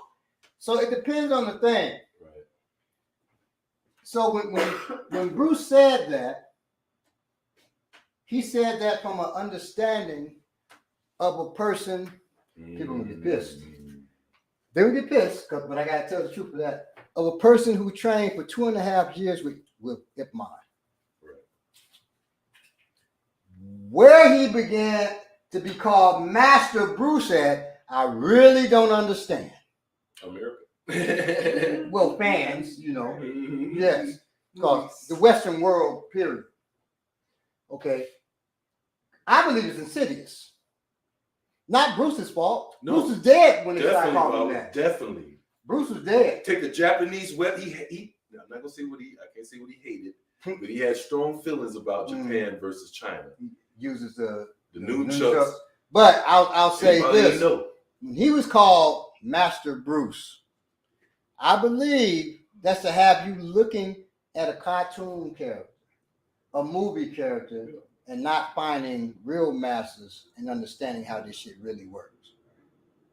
So in your mind, the master paradigm is a cartoon character. Exactly. An unstoppable, unbelievable cartoon Right, who character. was never beaten. If I was talking about this yesterday with my wife, that if he was alive today, well, he'd be old now, but if he was a young actor today, he would be like Vin Diesel and Dwayne the Rock Johnson, putting a clause that they can't be beaten Right. in there. Because I said, damn, is it a clause in this stuff? Because Bruce Lee don't get beaten in his movies. I don't know if I'm ready to sit here and say that Chuck Norris couldn't whip this behind. I don't know, because Chuck Norris used to fight more. Yes, and Chuck Norris years ago, I saw this on the news. I don't know if you can can get damn near everything on YouTube. So it's probably there. But Chuck Norris said, "I'm a fighter." So they said, "Could you beat Bruce Lee?" He said, "I'm a fighter." And that's all you got. And that's all he had to say. As fighters know. Like my brother, right? Other fighters know. When Michael Jai White said that he would have whooped Bruce Lee, people were pissed. Yeah. Michael Jai White weighs about 100 pounds more than Bruce Lee. He's quick. He's a martial artist. He's been training for decades. Way longer. So we can say whatever we fighters. Right, trains with fighters. We can say whatever we But want to if he say. was in a movie with Bruce Lee and Bruce Lee had a clause that he could not be beaten. Right, then he would get beat. Right, he would get beat. You know, and that people don't understand those clauses. So right now people are looking and think Vin Diesel is just a bad motherfucker. Vin Diesel drove a car from outer space onto Earth. These are cartoon characters, y'all. These are superheroes. I forgot he did that. These are superheroes. I forgot he did. So Bruce Lee gets cut by. Now, if you've never been cut by a blade, if you've been cut cooking or cutting goddamn onions, you know how bad that shit hurt. Bruce fights Master Han, who has this big Wolverine claw. It was Wolverine before Wolverine. Right, And he cuts him across his chest, and then Bruce. Bullshit! Wait a minute, when did X-Men come out? X-Men came out the first X-Men is 1966. So that wasn't before Wolverine. No, Wolverine didn't come out until. Yeah, X-Men came out. So Wolverine came out. X-Men, I believe, was number 200, which was in the 80s. Encyclopedic. As opposed to Master Han came out before Wolverine, right? But X-Men themselves came out before Han. And he said that I dubbed him El Manifesto, which is very flattering. Hey. But El or I Manifesto says, is that why Tarantino had Brad Pitt beat Bruce Lee in that movie? Yes, and that's why. You see how controversial that was. How his family. I mean, Bruce's family was pissed. Yeah. You know, they were pissed. But it's like, damn, come on now. The man, the Bruce Lee papers came out about him doing drugs. They ain't said nothing about that because they know that's true. They can't. That's out on them, right? So when that's out, well, you're going to start seeing things come out. I remember years ago, Bob Wall, who's also in Enter the Dragon, he wrote about Bruce. When Bruce first died, he had said what had happened with Bruce, and it turns out that it's accurate that Bruce was, on drugs. And people were pissed with Bob. That's what really ruined him in Hollywood. Because the fans of Bruce were tremendous. Now, I always say there's no actor more influential than Bruce Lee. That's true. You're not going to find no actor more influential than Bruce Lee. Yeah. Probably one of the most influential men on the planet. But human beings, period. But master of martial arts? No. Master thespian? Yes. Yes. Oh, he could act. Nobody has ever, if you did it, they would say you copied Bruce Lee in the movie. Oh, all that kind of stuff. Well, that became synonymous with Bruce Lee, sounding like a cat. They didn't do that to the point people were looking for that in Asian martial arts schools when they started going. They're like, what's all this? Oh, what's that? And in Kung Fu, most Chinese arts, they don't do ki. Right. There's no sound. I like the Taekwondo. I like the Taekwondo. No. So also that's actually Japanese too, but it's strong, But in Korean martial arts, it's like what I sent you the other day. That gets to me so bad.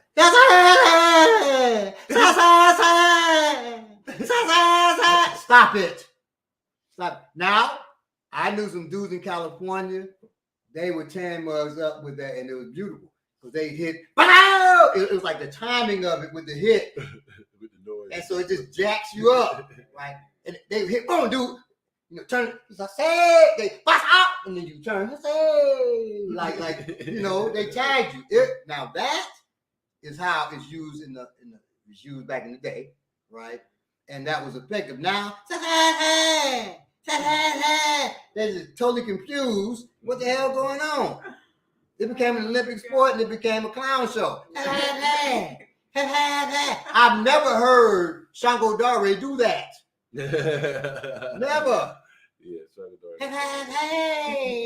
And that that mother was, sounded like, and the voice was shaky. I was like, this here is ridiculous. This is ridiculous. Okay, so anyway, next. How did that happen? Oh, it's me. Hey. All right, so yet another facet of physics involved. So physics is going to have more parts to it because really the delivery of your technique, the application of your technique relies on physics. Okay. Yet another facet of physics involves the structural integrity of the weapon. When I say weapon, you're the weapon. Right. So not necessarily the tools that you use. I'm talking about your body weapons. Okay. The structural integrity of the weapon. The weapon, meaning your fist, elbow, knee, foot, crest of your head, or other body part being used, has got to be able to withstand the force of the blow being delivered. So keep a tight, but not too tight, fist. We have a pencil in here.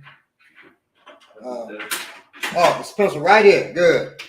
So when you make a fist, you don't want that tight fist like that. That's going to be slow as hell, and you're cutting off your power, your energy, right? We call ashe, others call it chi. It's just energy, okay? When that flows, it's bioenergy, it's power. It's energy and power, okay? When that flows through, you have this fist too tight, you're cutting that off. So it doesn't have the power you think it does. It's because you got a tight fit and you're all tense and shit. You should be able to get a pencil in your hand. Now, first of all, hold in the right place. That's right here, same place you would hold a blade. A lot of people do not know that. And you go around, and that is how tight you want your fist. You want to curl the fingers over, and you want to wrap your thumb there. And that protects at least the first two joints. It ain't protecting all of them. This is why you end up with boxer's fracture. There's nothing to protect that from the force. Boxer's fracture means this ring finger gets fractured. I fractured mine, hit a dude, he flipped over. It was beautiful. I get up. I did not want him to get up. I knew my shit was broken. My knuckle was all the way back here. There's no way. If he had gotten up and I hit him with that, we'd have both gone to the hospital. Okay. So this is in here. I pull that out, which is hard because I got it in the place where the knife would be, so it's a strong grip. And that's what you want to be able to use. Okay, that's how tight you want it to be. Don't tighten it up no more after that. That's how tight you want it to be. So that's the beginning of that. So keep a tight but not too tight fist when delivering a punch to protect the small bones of the hand from breaking on impact, and keep the wrist aligned. We call it locked. Keep the wrist aligned straight to avoid dislocating the wrist on impact. A lot of times a person does a hook punch. You already see it's wrong for some reason because it's going here. They start circling the corner with their wrist. And if they hit a hard object, they're going to dislocate their wrist. Like one of my old students, he bought a Bob. I was just about to say Bob would teach you. And he hit that thing and his palm touched his goddamn forearm. It tore all this up. He was jacked up. Okay. So, and he sold that Bob. It's like he had a personal vendetta against Bob after that. Okay. I don't know who's clinking, but sounded somebody wearing armor, or the Tin Man from the Wizard of Oz is coming through. Hesitant to go check and see what's happened up there. So don't draw a circle with keep it locked, and then you punch with a hook, straight punch when you're doing your hammers, whatever it is, right? And you have it tight but not too tight. Okay. This wrist lock is the reason why we punch like vertically instead of like this too, because this is you can't lock your wrist punching like this. Yeah, it's gonna get your elbow. It's gonna get knocked out. Something's gonna get jammed. It's gonna get jammed up. All right. The principle of structural integrity also crosses over to target selection. You don't punch the bones at the top of the head. top of the skull. That is not right, right? Because those bones can withstand more force than your fist. Now, the laws of physics, and people say, well, I was watching, people do that, but I was watching Fallon Fox or whatever that motherfucker's name is, the transgender MMA fighter who doesn't fight anymore, hit this woman in the head and cracked her skull. Well, he was so strong, the transgender person was so strong in comparison to the biological one that he or she broke her skull. That's a lot of goddamn force. Now, I would say that motherfucker could punch. Yes. Especially with gloves on and you broke somebody's skull. God. Now, MMA gloves aren't that, like, they ain't pillows like boxing. In boxing, they wear pillows, y'all. Right. Now, somebody says, so boxing jab is wrong in a fight. Yes, I say it clearly. Yes. Yeah. If you really in it with somebody that knows, if somebody knows they're doing, yes. If they don't know what they're doing, I mean, shit, they don't know what they're doing. You could throw popcorn in their eye. And they, oh, it just saw my eye. And then you just, run roughshod. But if they know what they're doing, I manifesto / el manifesto / el manifesto. I see that el manifesto is like a Cuban general, or Cuban colonel following, right? Yeah, they follow Fidel Castro, right? I don't know why I picture like a black musketeer or something. Ha! I don't know. I feel like swashbuckler. Now that would be dope. Although the musketeers were written by a black man. Of course, I found that out. Dumas was black. His name is El Manifesto. Now, my favorite Dumas is Henry Dumas, and that's a poet and short story writer you all need to read. Joe Dumars, he played for Detroit. Now, but I did like Andre Dumas. Now, the laws of physics, they apply to punching the mug in the head, right? You don't want to break your hand. Also, the principle of structural integrity, besides the head, say if you hit with your toe, and this happened to me, sparring with a black belt from another system. I said, I'm gonna kick this dude in the liver. Number one, we don't kick that high. So I'm going against, but I said, I'm gonna kick this dude in his liver. And it's gonna look sweet when I drop him. It's gonna look. He had his belt on. So when I kicked to his liver, he kind of moved off smartly to get out the way, and I got my toe caught in his belt. Ooh. And when he moved back, it broke my goddamn toe. And I learned, this is why we don't kick high. This is why we don't kick high. Yes, okay, I understand. Because I'm like, we be stretching. We used to stretch a lot. I'm like, I'm able to kick high. Daddy, why don't we kick high? You'll see one day, boy. And I saw. Like, damn. I ain't want to tell him I broke my toe. Because I knew I was going to catch it. See, I told you. I just want to mention to I Manifesto or El Manifesto and Iapo that all ideas generated during this period of time are the property of warrior class. But they came up with some kind of.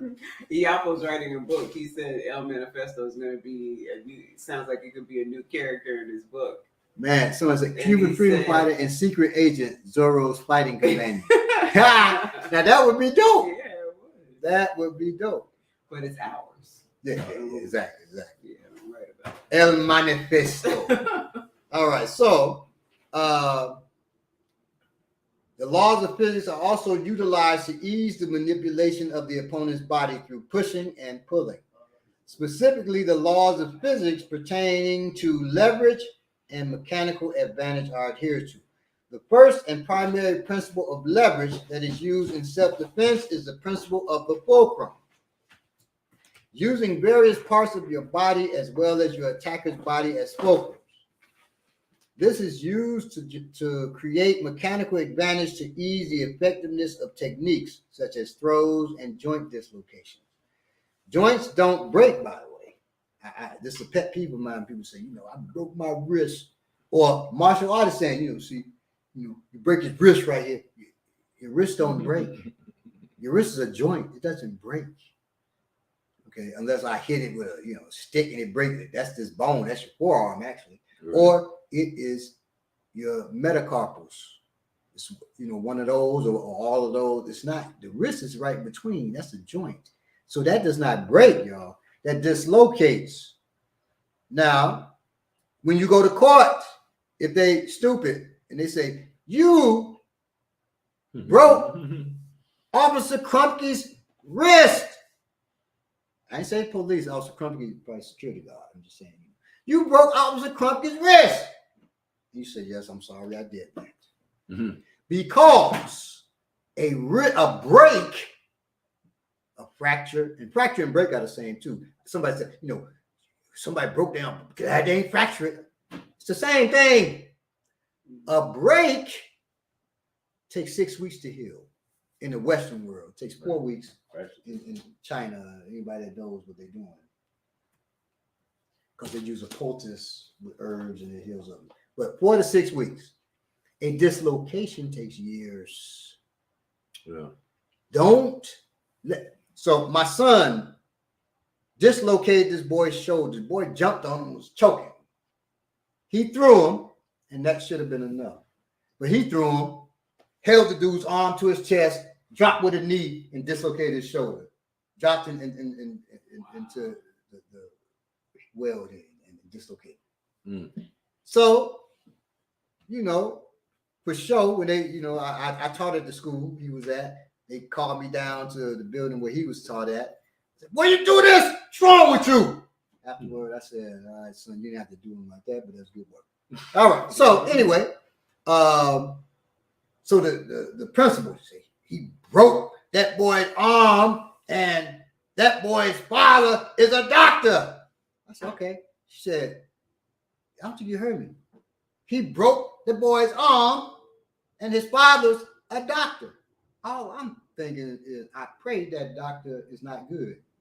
And said, no, he dislocated my son's arm. This is going to be years of healing and rehabilitation. I'm praying that he don't say that and,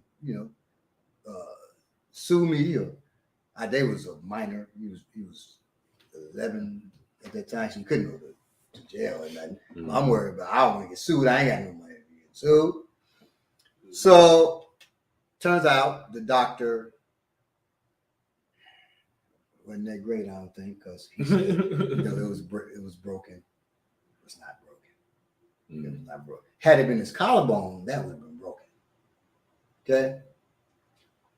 The actual bone in here can break. Right, can break, can fracture, whatever you call it. Right, you can, but, when people say you broke your neck, you actually dislocate your neck. Okay? Unless it's your spine that got broken. Right. And you got a real problem. Now you can sprain. Yeah, sprain is so. Breaks happen to bones. You can sprain or dislocate a joint. Right. You can strain a muscle. You can tear a muscle. Strain is the first level. That's it's not as serious as a tear. I have strained muscles. I think my back, I tore muscles. I strained, I've gotten torn. I've gotten several dislocations. I've got no muscles. And I've gotten breaks. I know what they all feel like. Right? Definitely. I dislocated my thumb. That's a bad one. And that took 2 years before I could move it the way fully. And then this thumb was big as hell. This right here, where it dislocated at, it was big as shit. Well, not this big. I'm talking about it was like about that much wider until probably.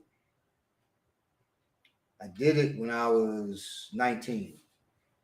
And I was probably about 27 before it got fully, well, it looked completely normal again. So dislocations are bad, y'all. You know, it's bad. A strain, ice on that bad boy is cool in a couple of days. A tear, cool in a couple of weeks. Yeah. A break, about 6 weeks. You're talking about a month and a half. Yeah. Dislocation, a couple of years, just so you know. Now, the primary fulcrums utilized are the hips, shoulders, and arms. Hips, shoulders, and arms are the primary fulcrums. The human body has a fair degree of stability as long as the body, we're going to run through because it's already 2:45, damn. As long as, so the human body has a fair degree of stability as long as the body remains aligned upright. This position places the center of mass directly above and in between the feet that support the body's weight. Tilt the body in any direction, and the center of mass is no longer aligned with the supporting feet. This results in instability that makes it easy to move the human body with minimal effort. And this one we won't demonstrate for time's sake, but demonstrate with a hip throw. So you bring the person over your hip, the hip is the fulcrum, and you pull their torso and they flip over your hip. Right. Let me see that. If I grab the person and I put my thigh to their thigh and bring them across my thigh, that's a fulcrum. We call that a fulcrum throw. Right. They fall, boom. Okay, that's the fulcrum. Okay. So while the fulcrum is used in throwing, it is also applied to dislocating joints as well. And So same principle. you can lay down and use your hip well as a fulcrum and catch him in an arm bar. I can use my forearm to catch him in an arm bar. The same. So that's a fulcrum on there. Once you have them on the ground, I have this elevated. I can use my fingers. I can use my forehead. Anything as a fulcrum against that joint. It's not directly on the joint. It's behind the joint. Knowing, man, Okay. knowing. Think how many times you got in a fight, a person fell down right there, and you didn't even think about it. You could have did all type of stuff. Right. All right, so So biology. So this is the next science, biology. We're done with physics. By knowing how the body works, you know which parts of your own body to protect as well as which parts of the opponent's body to attack. Knowing the difference between hard and soft targets is a key component of this knowledge. Hard targets are targets that break when struck forcefully, such as bones. Soft targets tend to be vital organs such as eyes, groin, and kidneys, and Baba's favorite, the liver. Yes. These targets are chosen based on whether the martial artist wishes to cause pain to the opponent or a debilitating injury. We should also study the body to have a thorough working knowledge of the body's geometry. This knowledge is used to set the guidelines as to which weapons will strike which targets. The general rule of thumb is that the chosen weapon must fit the target. So this one we will demonstrate. If you can stand up, Billy, I can show from here. We're going to demonstrate this with a punch to the solar plexus. Well, and actually we can go out there. It'd be easy. The solar plexus. bring this Let me up. see. Let me bring this one up. It says remove, so it's already in there, up there. Yeah. Oh, I got to add the stream. Okay. All right. There we go. All right. So the solar plexus. You can't really see, but and you can touch your own. If you go to your sternum and keep going down slowly till you get to this groove, right? Take my shirt off, but I don't want the double X ray. Yeah, exactly. So you get to this, once you get to that groove in there, that's the solar plexus. Well, when we talk about you got to know which target to hit that with, I wouldn't hit this mother with a forearm. That doesn't make no sense. It's not going to hit the solar plexus. No. But, and even a kick, it's not going to hit it. It's too big. But I hit this, and one of those knuckles is what's going to go up in there. Boom! And that's what causes damage to him and draws the air out of his lungs, and you hit the solar plexus. Okay, you can also hit that with you got to be trained for that, condition at least. You make a fist, but instead of wrapping it here, you put it on top of this index finger. You got a nice little solar plexus blade right there. So you hit him, boom, with that. That feel good. Fits the target. So is this not a good punch right here? No. So this here is actually used in white eyebrow. It is effective. Yeah. But you got to be trained on that, because if Arthur is your friend, arthritis, right. and you do that shit's going to hurt. Yeah. I'm telling you now, because that joint there, I don't have arthritis, but I know people who do.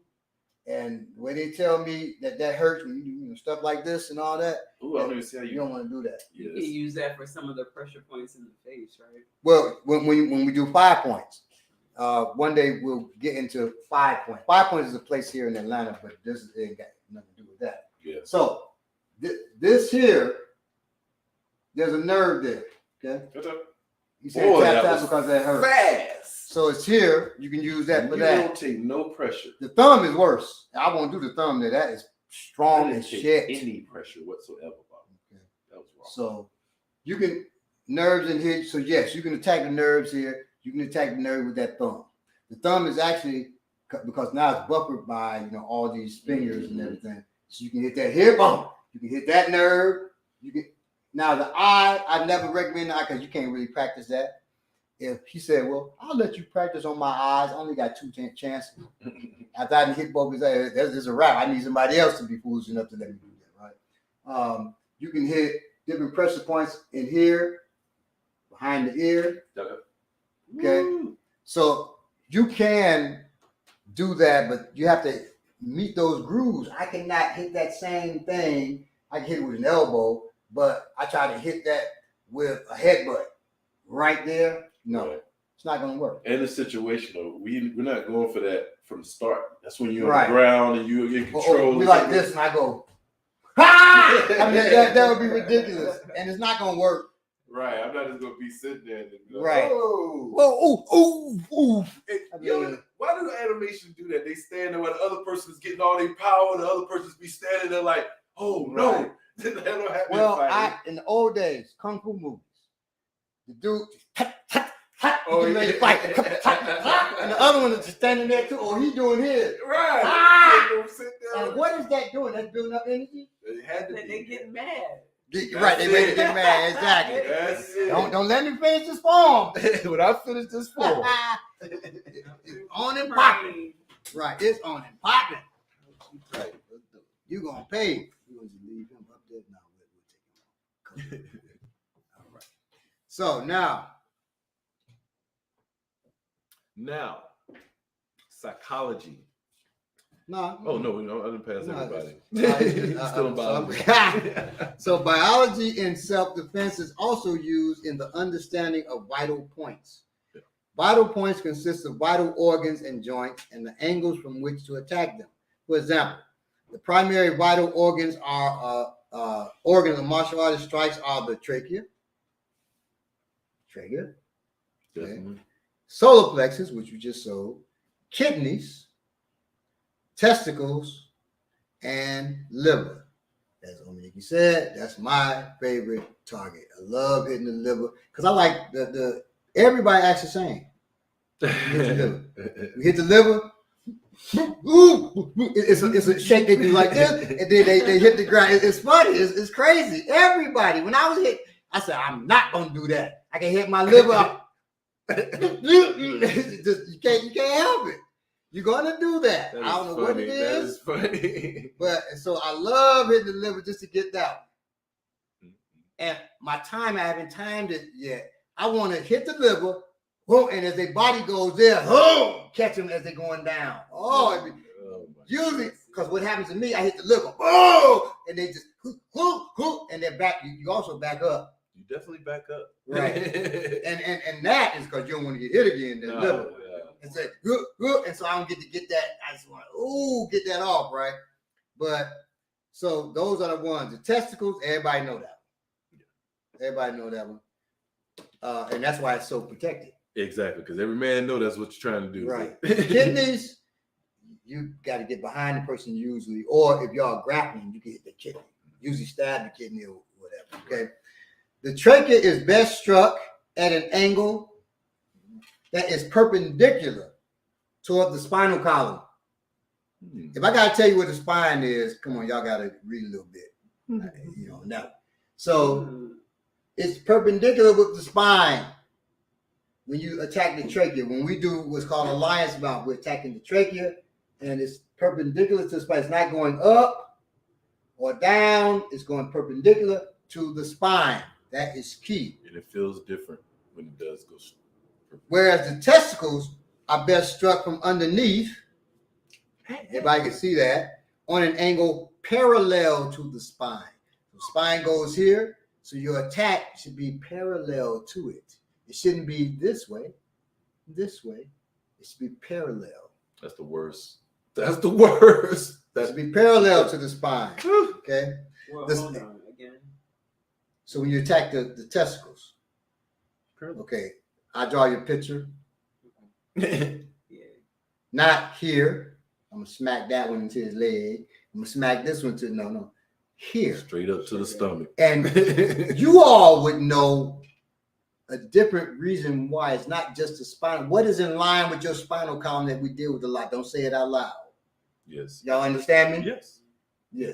So it's because of that. Now, that's parallel? That's not perpendicular? no, it's not perpendicular. I'm because my hand is here. Okay. Your spine is right here, right? So I can do it like that. Okay. Now you see it. Right. You see it? All right. Yeah. So, Straight up. yes. If I did it perpendicular to the testicles, you're smacking them across like that, which probably hurt. I'm going to agree that could hurt. But if a person has pants on, I can't slap him like that. And I ain't slapping no dude who naked in his testicles. If we fighting and you naked, I'm stabbing you. I'm sorry. You shouldn't have came around me naked. Yes, because that's weird. That's really weird. I'm going to do something bad to you.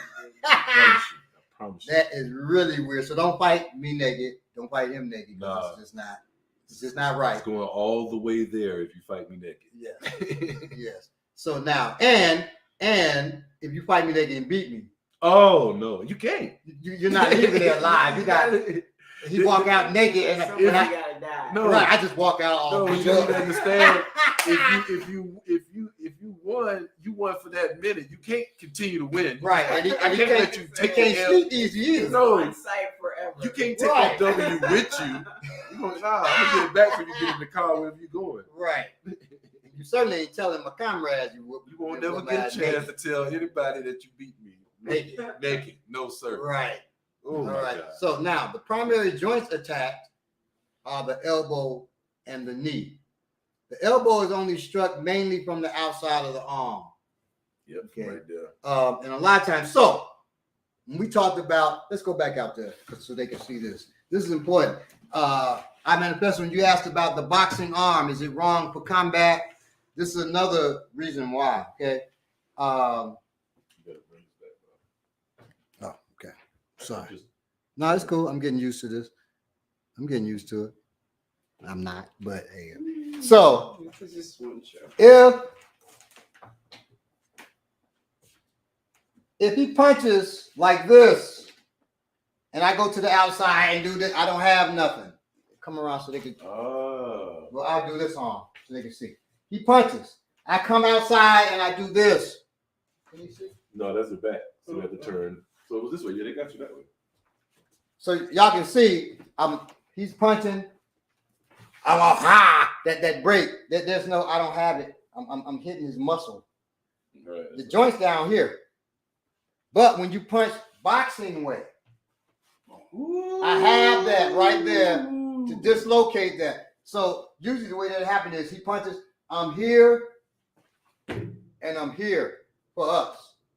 It would be that way. That hurt just now. So I won't do it fully again, but I'm here. I can do it this way. Oh Oh my! And that one we pull that into Oh my! here. So Woo. that's I forgot about another that. reason why not to have your punch horizontal, because that elbow is open. If I slip it and I hit that there, if it has, so I can slip and be like that, right? Boom, I can dislocate that easily. You ain't using it no more. Okay. Not So that day. don't punch in that manner. Whew. That's All right. so dangerous. And so when we talk about attacking the elbow, that's the most common attack to the elbow. Okay.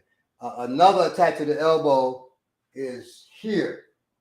Ginger fist. But we don't really attack to the elbow that way. But I know some artists that do that. They, Filipino artists do that. You call it gunting. You haven't seen me do that. I attack here. That's what it is. That's what it This is. here, I assume you're gonna bring that down to the small bone of my hand. I'm gonna get jacked up. So no, it's here. Boom, it's out. Yeah. There. So that once your focus goes there, then I attack up. But never to your elbow that way. But I do know artists that do it. They call that the horizontal gunting. In Filipino arts. Gunting, I'm sorry, y'all. So Most common knee attack, is that gonna be a knee bar? So knee attack, no. Knee bar is not the most common. Most people don't know how to roll into a knee bar, or even if you're on the ground, they don't know. Most people don't know how to do a lot of these things. But so we kick the knee. If we kick the knee from the front or the side, those are the most common. So if I attack your knee, let's see here. Okay. This is a dislocation. You attack at 45-degree angle, and you attack, and that dislocates. If his leg is straight, another way, so that's that stomping leg kick comes down with your heel. Yeah, that sucks. You can also use your knee against their knee. So you trap their foot with your foot behind their heel, and you bring this here. That's bad. If we're grappling, it's good, it's beautiful, because I can pull him here and I lock here. Oh, that's messed up. And so it's gonna either dislocate or he's gonna be just falling. I don't really have a way to fall if you keep me up. I'm just sitting there in pain. So from the side, turn to the side here. If I attack that knee or knee it's downward and it's to break that. Okay. So that's the break. Here in the front, dislocate, side break. Yeah, I forgot that's how we kick to, even if we our kick is coming down like that. Right, that's the round kick. Yeah, our round kick. Ooh, yeah, that's bad. So yeah, that's how we attack. So we don't ever round kick up like some arts do. Yeah. Our round kick comes down. Okay. Because we want to dislocate the knee or break the knee, depending on where we're kicking. That All right. downhill steam, man. No joke. Now, it's on you, Belay. Now we're dealing with psychology, the final science. So we dealt with physics, biology, now psychology. All right. So let's start with a scientific fact. And somebody talked about this. All right. Self-defense involves violence. That's just the facts. Because, some people don't. Some people believe that they train a self-defense that's not violent, a or non-violent. some artists, when you train, you'll never get into a fight again. Now that's a long time, and that's based on psychology, how you move, how you walk, and so people perceive you as somebody not to fuck with. But you're not training not to fight. Let's keep that 100. Right. You're training to protect yourself and your family, your loved one, your comrades. That's why you're training. To navigate through a violent You pray you never fight. Right. You But gotta be able to get through it. Sometimes God ain't answering that prayer and fights come for your ass. Sometimes God answers your prayer and sends fights for your God ass. said, didn't I give you some knuckles and knees and elbows and all that shit? Use them. Right, shit. exactly. Self-defense techniques, even verbal self-defense techniques, focus on defending against violence. And even techniques that don't usually draw blood, like throws and chokes, aim to subdue or damage the human body, which are acts of what? Violence. As much as we want to deny it, human beings are a violent lot. Always have been. That's why many African cultures consider violence a force of nature. The Yoruba call this orisha, or force of nature. Kuku, Coco. Koko, Coco. Koko, Uh-huh. war. Koko, war. No, Coco. Koko. Right, then war. Oh, Koko, which is war. No, that's violence. Oh, Koko. Oh, okay. Koko is violence, and that's a force of nature too. Oh, a lot of people okay. don't deal with that. When they deal with their Orisha, they deal with Shango, Ogun, Yemoja. They don't deal with, so these are from like the smaller towns. So they deal with violence. So it is a Orisha violence. Yes, that's a force of nature. War is also considered a force of nature. That's the Europe in the Yoruba that's called Ogun. Mm-hmm. And the Orisha are embodied and represented by human beings. So there's always been and will always be violent people, and there will always be insiders to and enactors of war. In today's world, violence is one of our most popular forms of entertainment. It's a spectacle that gives us thrills and chills as we watch our favorite slasher kung fu movies. Nearly every television series has martial arts in it. MMA, professional wrestling, boxing, even backyard brawls leave us salivating for more and are the stuff of conversations in boardrooms, bedrooms, break rooms, and barbershops. Hell, a brutal tackle during a football game leave us sweating or needing a cold shower. This is and now Elon Musk and Zuckerberg are about to fight MMA. And it's like the biggest thing happening. Yeah, but we love it. We love violence. There you go. So, because it's a force of nature, right? Self-defense applications are by their very nature violent. What? 1 second, bro. So if that's so, I like to say, but I believe if you're gonna, if you have this thing that you're gonna call God, I believe God is represented in nature, right? Right. So when you say violence is a force of nature, so I always think of like how we watch athletes and stuff because we are nature too. The only time you see God is nature. So you see tornadoes, hurricanes. So you see Jordan jumping in at his best and dunking on somebody, you're seeing God. You see an artist, you know what I'm saying? So when you see, that's the reason why we also attracted to violent encounters, because you're also seeing God. When you see Muhammad Ali putting in work, that's you seeing God. You see a perfect kick to the when you see outside a person shoot somebody, they're running, they 300 meters away, and they shoot that person with a rifle purposely in their spinal column and shut them off. Now y'all ain't gonna usually see that. I've seen that.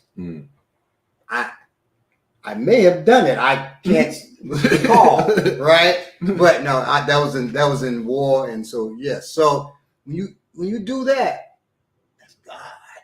Yeah, because that's you performing at your best. Violent, because it's a force of nature. We're not talking about the creator, right? God. We're talking about God as the force of nature, force and power, right? So that is, and force is power. Force equals mass times velocity squared. Now, I can, and we may deal with that in the next African Spiritual Resistance show, right? Sunday. How force equals mass times velocity squared applies, and we dealt with it somewhat here, but how it applies to spiritual aspects. Ooh. But the way you all know it's simple to do that is because we're the house of spirit. So if I can talk about how the body is force equal mass times velocity squared, then I'm talking about spirit anyway, but I can deal with that from a spiritual aspect, what we're talking about. I'm very interested in this show that you are speaking on. So I just wanted to say that because it just hit me. So that's why we look at it and we get in all of it, just like we're in all representations of God. You see a tornado, we watch more violence than peace. Of course. We watch more violence than peace, which is also a force of nature too. But we're into violent movies. I don't know. We might watch love more than violence, though. Depending on what type of because love that's you're a force of talking. nature. You're talking about Shun. You're talking about Shun. Right. So of course. Okay. But we do war more than we do love. Probably equal. So there's love that's existence. There's love that's existence through time. So it's war. Yeah. Human beings have been at war. Somebody recently said, except, and they may be off, it may be more than that. In the existence of human beings, there's only been 10 years we haven't had war. I could believe 10 because America's years. only had how many years? Like 3 years or 4 years or something? Yeah, something crazy, right? Some crazy number you don't think about. So it's always been a war. Human beings wage war. Human beings are violent. And this is why when you talk about war, Ogun is so popular. That and transportation. But anyway. All right. Sorry, I didn't mean to cut you off. Okay. Self-defense applications are by their very nature violent. They are taken up when all other avenues have failed. You've been unable to talk your way out or avoid a situation or run away. Now you have to settle the solution and stop the threat of yourself through physical means. Many of the examples of self-defense applications are extraordinarily brutal. They involve applying great force quickly to the weakest parts of the opponent's body in an effort to incapacitate and stop the threat. But through training for violence and learning to use violence, you can find peace of mind. Miyamoto Musashi, that's Musashi. Yeah. Born in 1584 and died in 1645, was Japan's most famous swordsman. He was undefeated in 60 duels and fought the bloody battle of Sekigahara, yet he lived his entire life as a kensei, a sword agent, a calligrapher, a calligrapher, a philosopher, author, and Zen adept. How did such violence produce such a peaceful disposition? This is where the paradox of self-defense and martial arts training comes up. Most folks who train in legitimate martial arts and effective but brutal self-defense are peaceful and do not engage in reckless violence despite their intensive training. Despite their extensive training, excuse me. How can we rationalize this? By considering what both meditation as we find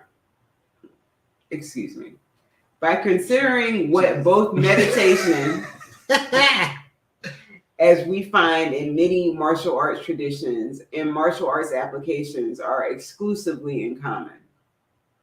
Living in and experiencing the present moment. Being in the present moment clarifies our thought processes and thinking. It leads to a calmer state of mind and is not competing with thoughts of before or after. There's no room for thinking about what happened before or what will occur later when you are focused exclusively on now. All right. Probably try to mess me up with this. If you want to be or profess to be capable of defending yourself and others, you need to have complete control of your mind and emotions before, during, and after a violent attack. There are no exceptions to this rule. You might survive and even prevail against an unskilled and unplanned violent attack because you just went ham. And ham, for those who don't know, is hard as a motherfucker. Mm-hmm. Okay. Wow, I didn't know that. Yeah, going ham, hard as a motherfucker, right? Hard as a motherfucker. And started punching, kicking, elbowing, screaming, hooting, and farting. I had a student, it's a video of him. If you look up our old videos doing knife defense, so we were using PVC pipes, padded up, and person attack you with the knife. And he just went ham.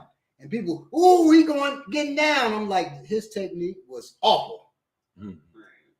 My 5-month-old baby has better technique than that bullshit. He was just going off. That's all. But the reason why people thought that was so dope, because that's all they would have to rely on. That's what we talked about a minute ago. Right. That's all they were. So, and I said, this was ridiculous that you did this. After, what do you mean? I said, you just went off. And one of the students was just stabbing the whole time he's going off. Stabbing. He just swinging wild and he's getting stabbed up. Didn't even realize. This is what we talk about being angry and stuff. Right. Emotions. There are no exceptions to this rule.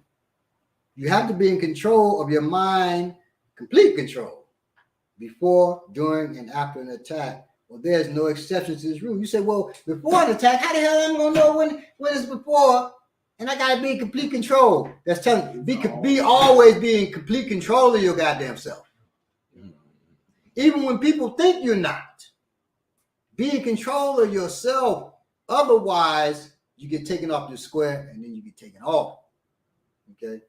You might survive and even prevail against an unskilled and unplanned violent attack, as I was saying, because you just went ham. Right. You may survive that and started punching, kicking, elbowing, screaming, booting, and partying. But you ain't going to prevail against a highly trained assailant doing that bullshit. Like Baba says, don't train for the sucker. Right. You train for the highly skilled. I know martial arts schools will say, you know, with this, you could be the untrained out there. You have done your students a disservice. You're full of shit.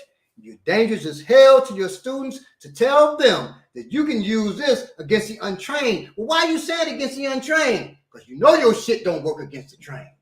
Otherwise, why would you even say that? Why is that part of your vocabulary? Ain't no average punk on the street gonna ever be able to do this to you again. What? Right. Why are you talking about the average punk?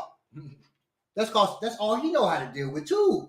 That's his level of understanding, or he bullshit. You know, I'm giving you this shit because you giving me some ducats.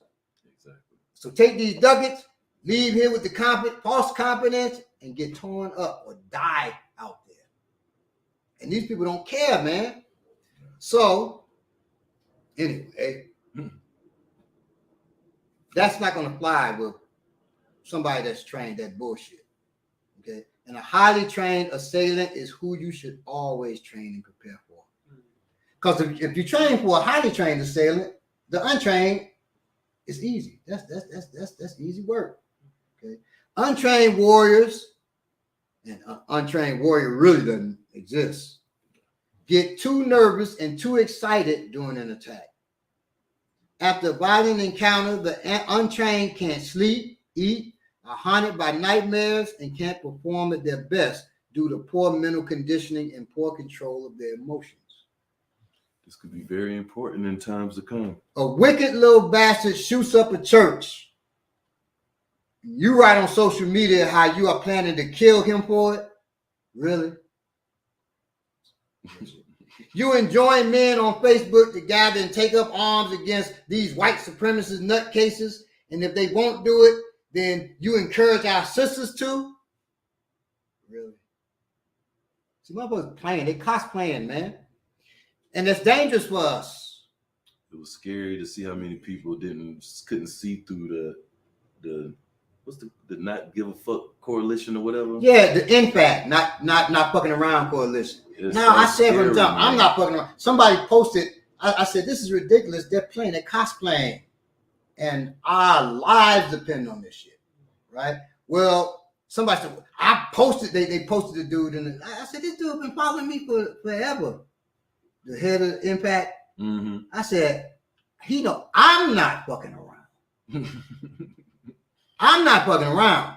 So he's not going to get on here and say shit. And he didn't. Right. Because what you going to do? Threaten me?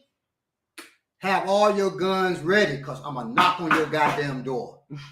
You threaten my life and those that I love, and I'm not going to see you because I'm not fucking around. That's why I don't do those. I don't do those games. When you cosplaying, he pointing guns at the FBI and all that shit. And I have questions about that, and you didn't die. Right. I ain't never seen them. I ain't never seen that either. I ain't never seen so I had to question that one. I had to question that.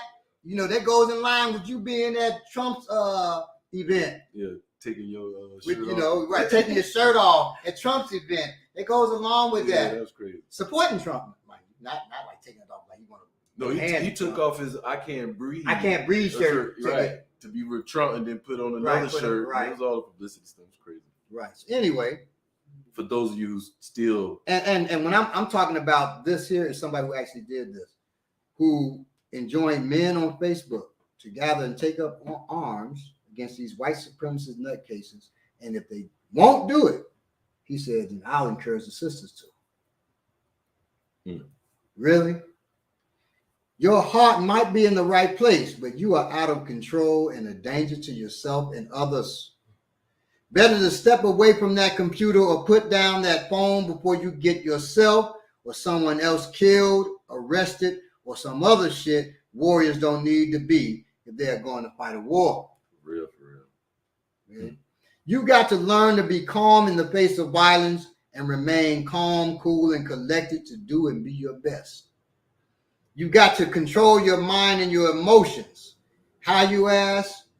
Through meditation, breathing, and proper practical training. Practice these 3 things daily. Let me give it the right signal. These 3 things daily. Because this is 6 if you know the hand signals. And if not, watch our episode. And we talk about how to use hand signals, all right? Anyway, so I teach you how to count. 1, 2, 3, 4, 5, 6. Right? Then we go to 7. No, did I get it right? No, I got it wrong. 7, 8, 9, 10. Okay. So anyway, meditation. Concentrate on a specific thought, idea, technique, or condition. Do it sitting on the floor or while walking or jogging. You can do it while moving. Okay. Visualize the act over and over and see yourself doing it with precision and power. Relax and try to completely clear your mind of any and all other thoughts. So if I want to learn how to really deliver a hard elbow, right? I can be walking through the grocery store and just breathing calmly, right? Visualize myself doing it over and over, hitting hard over and over. My feet in the right place, my hips turning, doing it over and over. Relax. Try to completely clear your mind of any and all of the thoughts as you do it, okay?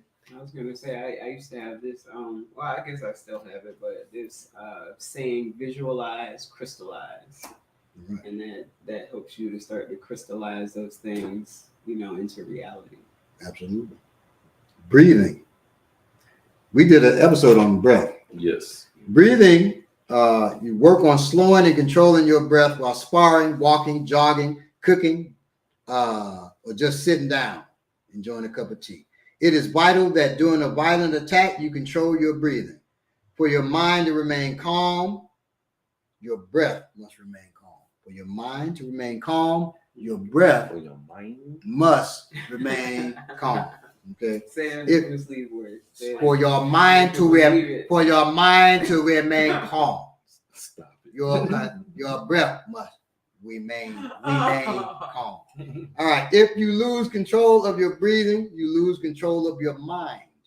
Your mind is controlled by your breath. Proper practical training. If you train properly and practically, you will handle a violent attack properly and practically. The way you train is the way you fight, defend others, and defend yourself. Or defend yourself and defend others. Because I want to put yourself first, then others. Because you can't defend yourself, you can't defend nobody else. Not effectively as well. Anyway, if you practice to prevail and know that your techniques work against violent attacks, you will be calm and you will prevail when a violent attack comes. Now, we did the breath that we called the combat breath when I was in the military. Okay? And people say, how, as a soldier, did you go into combat knowing that you can die and you got to kill other people? And it's in the breath. Right. So this is how that's done. Breathe in Now we keep our eyes open because you're looking. Yeah, we keep our eyes open. But you know, other people may do this breath, close their eyes, but we keep our eyes open. So you breathe in for 4, you hold it for 4, you breathe out for 4, and you do that 4 times. And now, once you're trained to do it, you may have to do it more at first. But once you're trained, you do that 4 times, and you're ready for battle. So it's in for 4. And remember And also, we're about to do it now. Oh, go ahead. In for 4.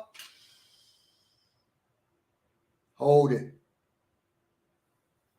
Out. 4. In for 4. Hold it. Out. In. Hold.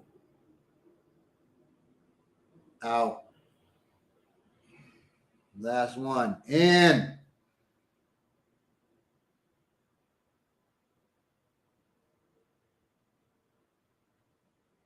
Out. And that's what you do. You got high anxiety. Blood pressure. Yeah, it helps with your blood pressure, all of that. And in fact, maybe next week I'll bring in a blood pressure cup in the show. We take our blood pressure before and after. And you'll see. And if you feel like you can't get calms, try faking it. Yeah. Work for me. Yeah. Try Make it till you make it. That breathing helped me when I had COVID. I studied it and I started learning how to breathe. But it was having us for 10. Mm. You know. Yeah, that's a different breath. Yeah. So it was tricky, and it helped me because I couldn't breathe at first. My heart, the COVID is all up in here, and it's scary. Because anytime you feel your heart move, it scares you. But it actually helped me out a whole lot. Yeah, it's a breath. You We know. have our brother off camera, another peaceful warrior. Yes. So, any questions? If not, we're here at 2:21. I figure we go just to 2:30 since we got 9 more minutes. It's 3:30. That's what I meant. 3:30. Yeah, it's almost 3:30. Somebody said people understand how easily they can I be didn't see the comments. tracked. I can't. They can be tracked, guaranteed. If They people stop understood how being easy they so could be reckless tracked. online. Oh, okay. Oh yeah. So they would stop being because people can find you easily. A friend of mine. We had this dude who said he was going to sit my comrade's children on his knee. Now his children grown, so my comrade was pissed. He shouldn't have been that pissed because his children grown. So if this fool tried to sit on the knee and don't get knocked out, well, the children volunteered. So I was like, why are you getting so mad at this fool? Because he told me he gonna come. I was doing an audition for the movie. He said he coming to the audition naked. Naked again. And right, the naked thing. Crazy much like to get naked. So I said, because we were doing the auditions at Georgia Tech, I said, well, come on. If you're going to come across the campus of Georgia Tech naked, and you're going to come into our thing, well, unless you're going to get naked when you get in the building, or whatever, and you're going to come in, come on. I said, when the ambulance comes and picks you up, do you want me to go, you're going to bring a bag? You want me to, bring a bag and throw it over your privates and everything so you get some dignity? Or, when they come to put you either on the gurney or the body bag, because body bag doesn't matter what you dress in. So, you come over here. Question. So, Yapo has a question? Yeah, isn't breathing the only function of the body that is both involuntary and can be controlled voluntarily? No. Yeah. Yes. You say yes? Yeah. I say you can. Can't you also slow your heartbeat down? That's breathing. Oh damn! The show requires breathing. Right. Yeah, you're right. Because that's what I was about to say. You can slow your heartbeat down. So breathing is an autonomic function. That means it automatically happens. You ain't got to think about it. Right. When my baby came out, my wife's womb 5 months ago, she was breathing. Right. She didn't go to breathing school. Yeah, right. But my mother said to me one time when I was very, very young, probably about 3 or 4, She said, think about your breath and it's going to slow down. And so I started thinking about it. And all of y'all, think about you breathing right now. Watch it slow. Automatic. That's the one key to making sure you're calm. Think about your breath. As long as you put thought to it, It automatically slow. gets deeper. And now you just start controlling it because you slowed it down. So if you got anxiety, your heart, like the way you were talking about, just think about your breath. Once you think about it, it's going to slow anyway. And now you start controlling. I feel what you're saying with the circulation, but that's connected to the breathing. Right. Well, you can't control your circulation. What I was about to Yes, say. you can. No, yes. You can, but what I'm saying is, You like cutting it off. But that takes that's what I training. was about to say. You can't stop your circulation. Yes. You can. I know a dude who could stop his shit where you thought he was dead because you didn't get a pulse. Oh, right. I forgot about that. That's been proven already. Yeah, that's been proven. I forgot. So dang, there are people who can control that. Yeah, and that takes a lot of control and training, training and control to be able to stop. I can't stop my pulse. You have people who can turn their hands hot or cold because they stop the. There are some people who can do half their hand hot and cold. So circulation is, you can add that to breathing, circulation and breathing. And the one thing you can know about that's where I was going at. So circulation actually in your breath. So half the day you breathe more from one nostril than the other. That's because of circulation. In fact, right now, close one nostril and breathe.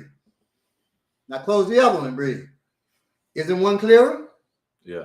Now, tonight, do it. It's going to be the other one. I can say that with confidence because every 12 hours that changes. The blood pressure is what I was talking about. That's connected to your breath. So that's what I was talking about as far as your heart. And blood pressure is connected to your circulation. Right. When they test your blood pressure, it's your blood, circulating. And that's your breathing, because you slow your breathing down, you can slow your blood flow down. You can slow down your blood, lower your blood pressure.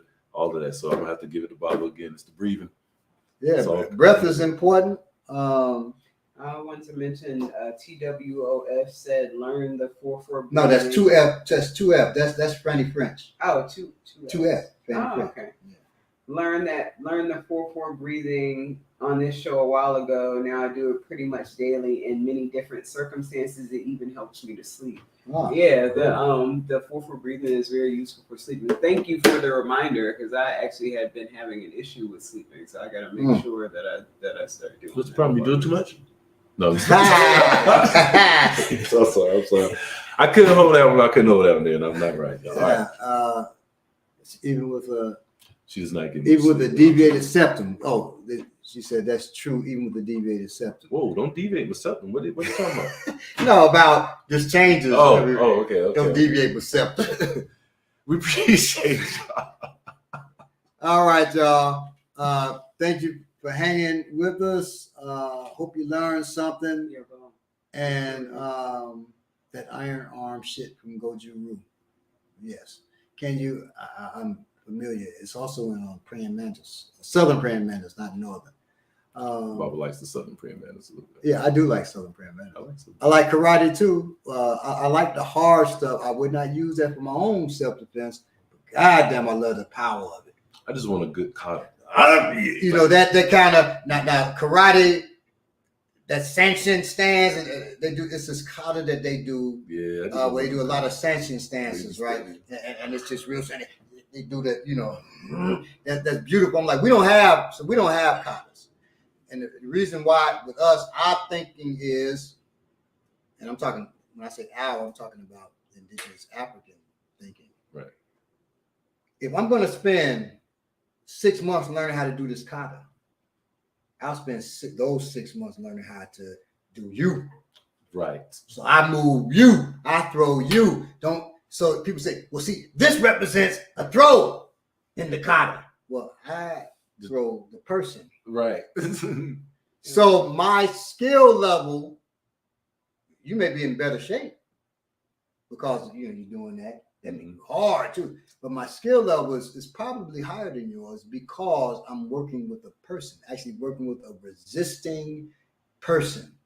Because also, if you're just standing there and I go blue, blue, blue, like you're a piece of tissue, I'm not learning shit then either. That's the opposite end of that spectrum, right? Where people, they don't resist, or they throw a punch, and it's just right there. No, just keep it there. Or then they do ha, it. ha, hoo, hi, he, ho, hoo, ha, hey, hoo, ha, ha. Well, if the shit's just out like that, of course, I can do a million things, right? So that is also, all that's Train cosplaying, properly. man. Train properly. That's cosplaying, and I don't care who gets mad. Well, you meet me, then I'll beat you. I'll show you. See, then you meet me, then I end up stabbing you. Because I'm a real combatant. Why you fighting me? If you fighting me, well, you fighting. I ain't fighting. I'm defending myself. And so I'm going to stab you up, shoot you up, whatever it is. So, and I'm fair because I'm telling you that. I hope you Straight watch the from show. jump. I hope you watch the Right. show. I'm telling you that from jump. I didn't see the show. And I figured you really going to do that. So, I'm Well, really going to do that. I just want to say to the guy, what's his name, that said he wanted to come out and teach us to the class. We welcome you to come out, bro. We appreciate you. Who's that?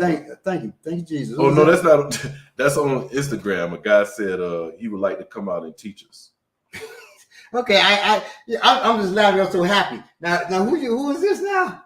I don't know. It's a guy. He What's saw his name? Let's see his name.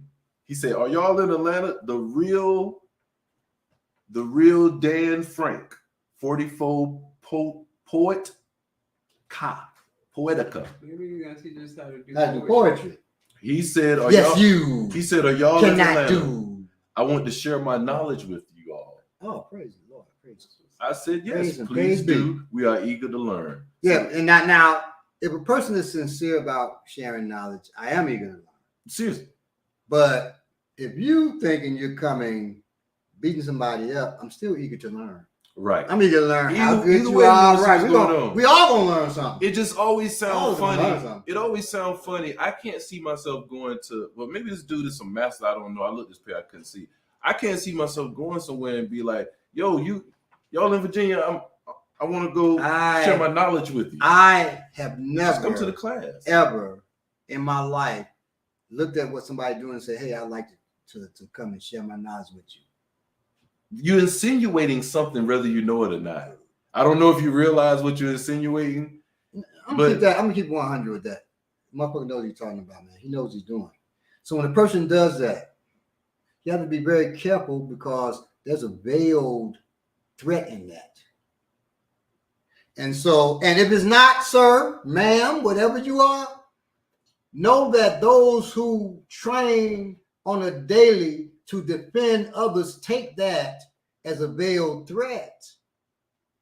But you're welcome to come because either way, whatever happens, we all gonna learn something. We're gonna learn something and learn it well, whether you come with a veiled threat or not. We're going to learn. And so this is warrior class. It's about learning. So let's all share knowledge together. How about that? How about we learn from each other? But Because anyway. I'm really going to share a lot of knowledge with you. All right. So, see, OG Balagoon clown the hell out of person. I wasn't clown. I'm just saying. So anyway, thank you for this class, especially given the air pollution flare up now. Yeah, that's another thing. Exactly. So get your breathing on. Y'all. In the U.S., breathing indoors is as required is invaluable. Everyone, please get an app that reports. Oh yeah, air quality. Yeah. So I got one right, and I looked up Georgia. We're always bad. Oh my gosh. Yeah, Georgia don't have good and the stuff hasn't even gotten to us yet. Yeah, we never had. You know, so it's bad quality anyway. So be careful, y'all out there, and you should do deep breathing to even cleans out. So when you breathe, it also cleanses your lungs. So do some deep breathing. Yeah, and some good stretches too that can help along with it. Yeah, exactly. To clean your lungs. And take care of yourself, cause all this training that we're doing, and you know, all the tools you buy, and all that, and you get taken out by a little virus, a little bacteria, a little fungus. Right.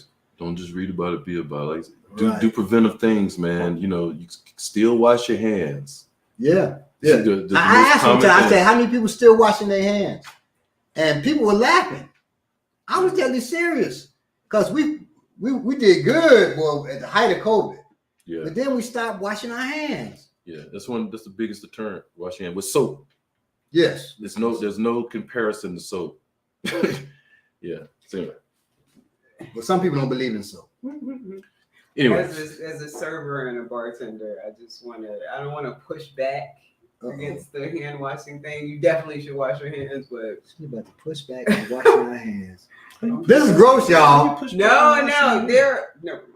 No, go ahead. Go That's ahead. Show. We're All right. already way Okay. over. It's studies. So I guess she gonna tell us it's studies that say don't wash your hands, Well, and I'm gonna throw those studies in the toilet and then wash my hands. No, We're gonna start the next show with this Yeah, information so- that you have. Yeah. Let's start the next. Well, we can't do that because she'll be here after we do the news. Oh damn. So. But I'm waiting to hear this one. Family. So y'all be safe out there and wash your hands until Ominiki brings us the evidence of, Until she of tells you why to do not. something different, you wash your damn hands. Right, wash your damn hand until not just tell us, until she shows us Right, we some proved it. evidence. Right. We Right. talked about that before. We ain't just having goddamn faith up in here. You know, what belief is faith, evidence of things unseen, right? And I ain't seen no motherfucker not wash his hands. His hands don't smell like boo-boo. So we gonna see. Yeah. People don't wash their hands. Their hands smell like boo-boo. You can't wash. Yep. Let me see. We gonna close here. All right, y'all. Love y'all. Stay black or whatever it is that you may be. Peace.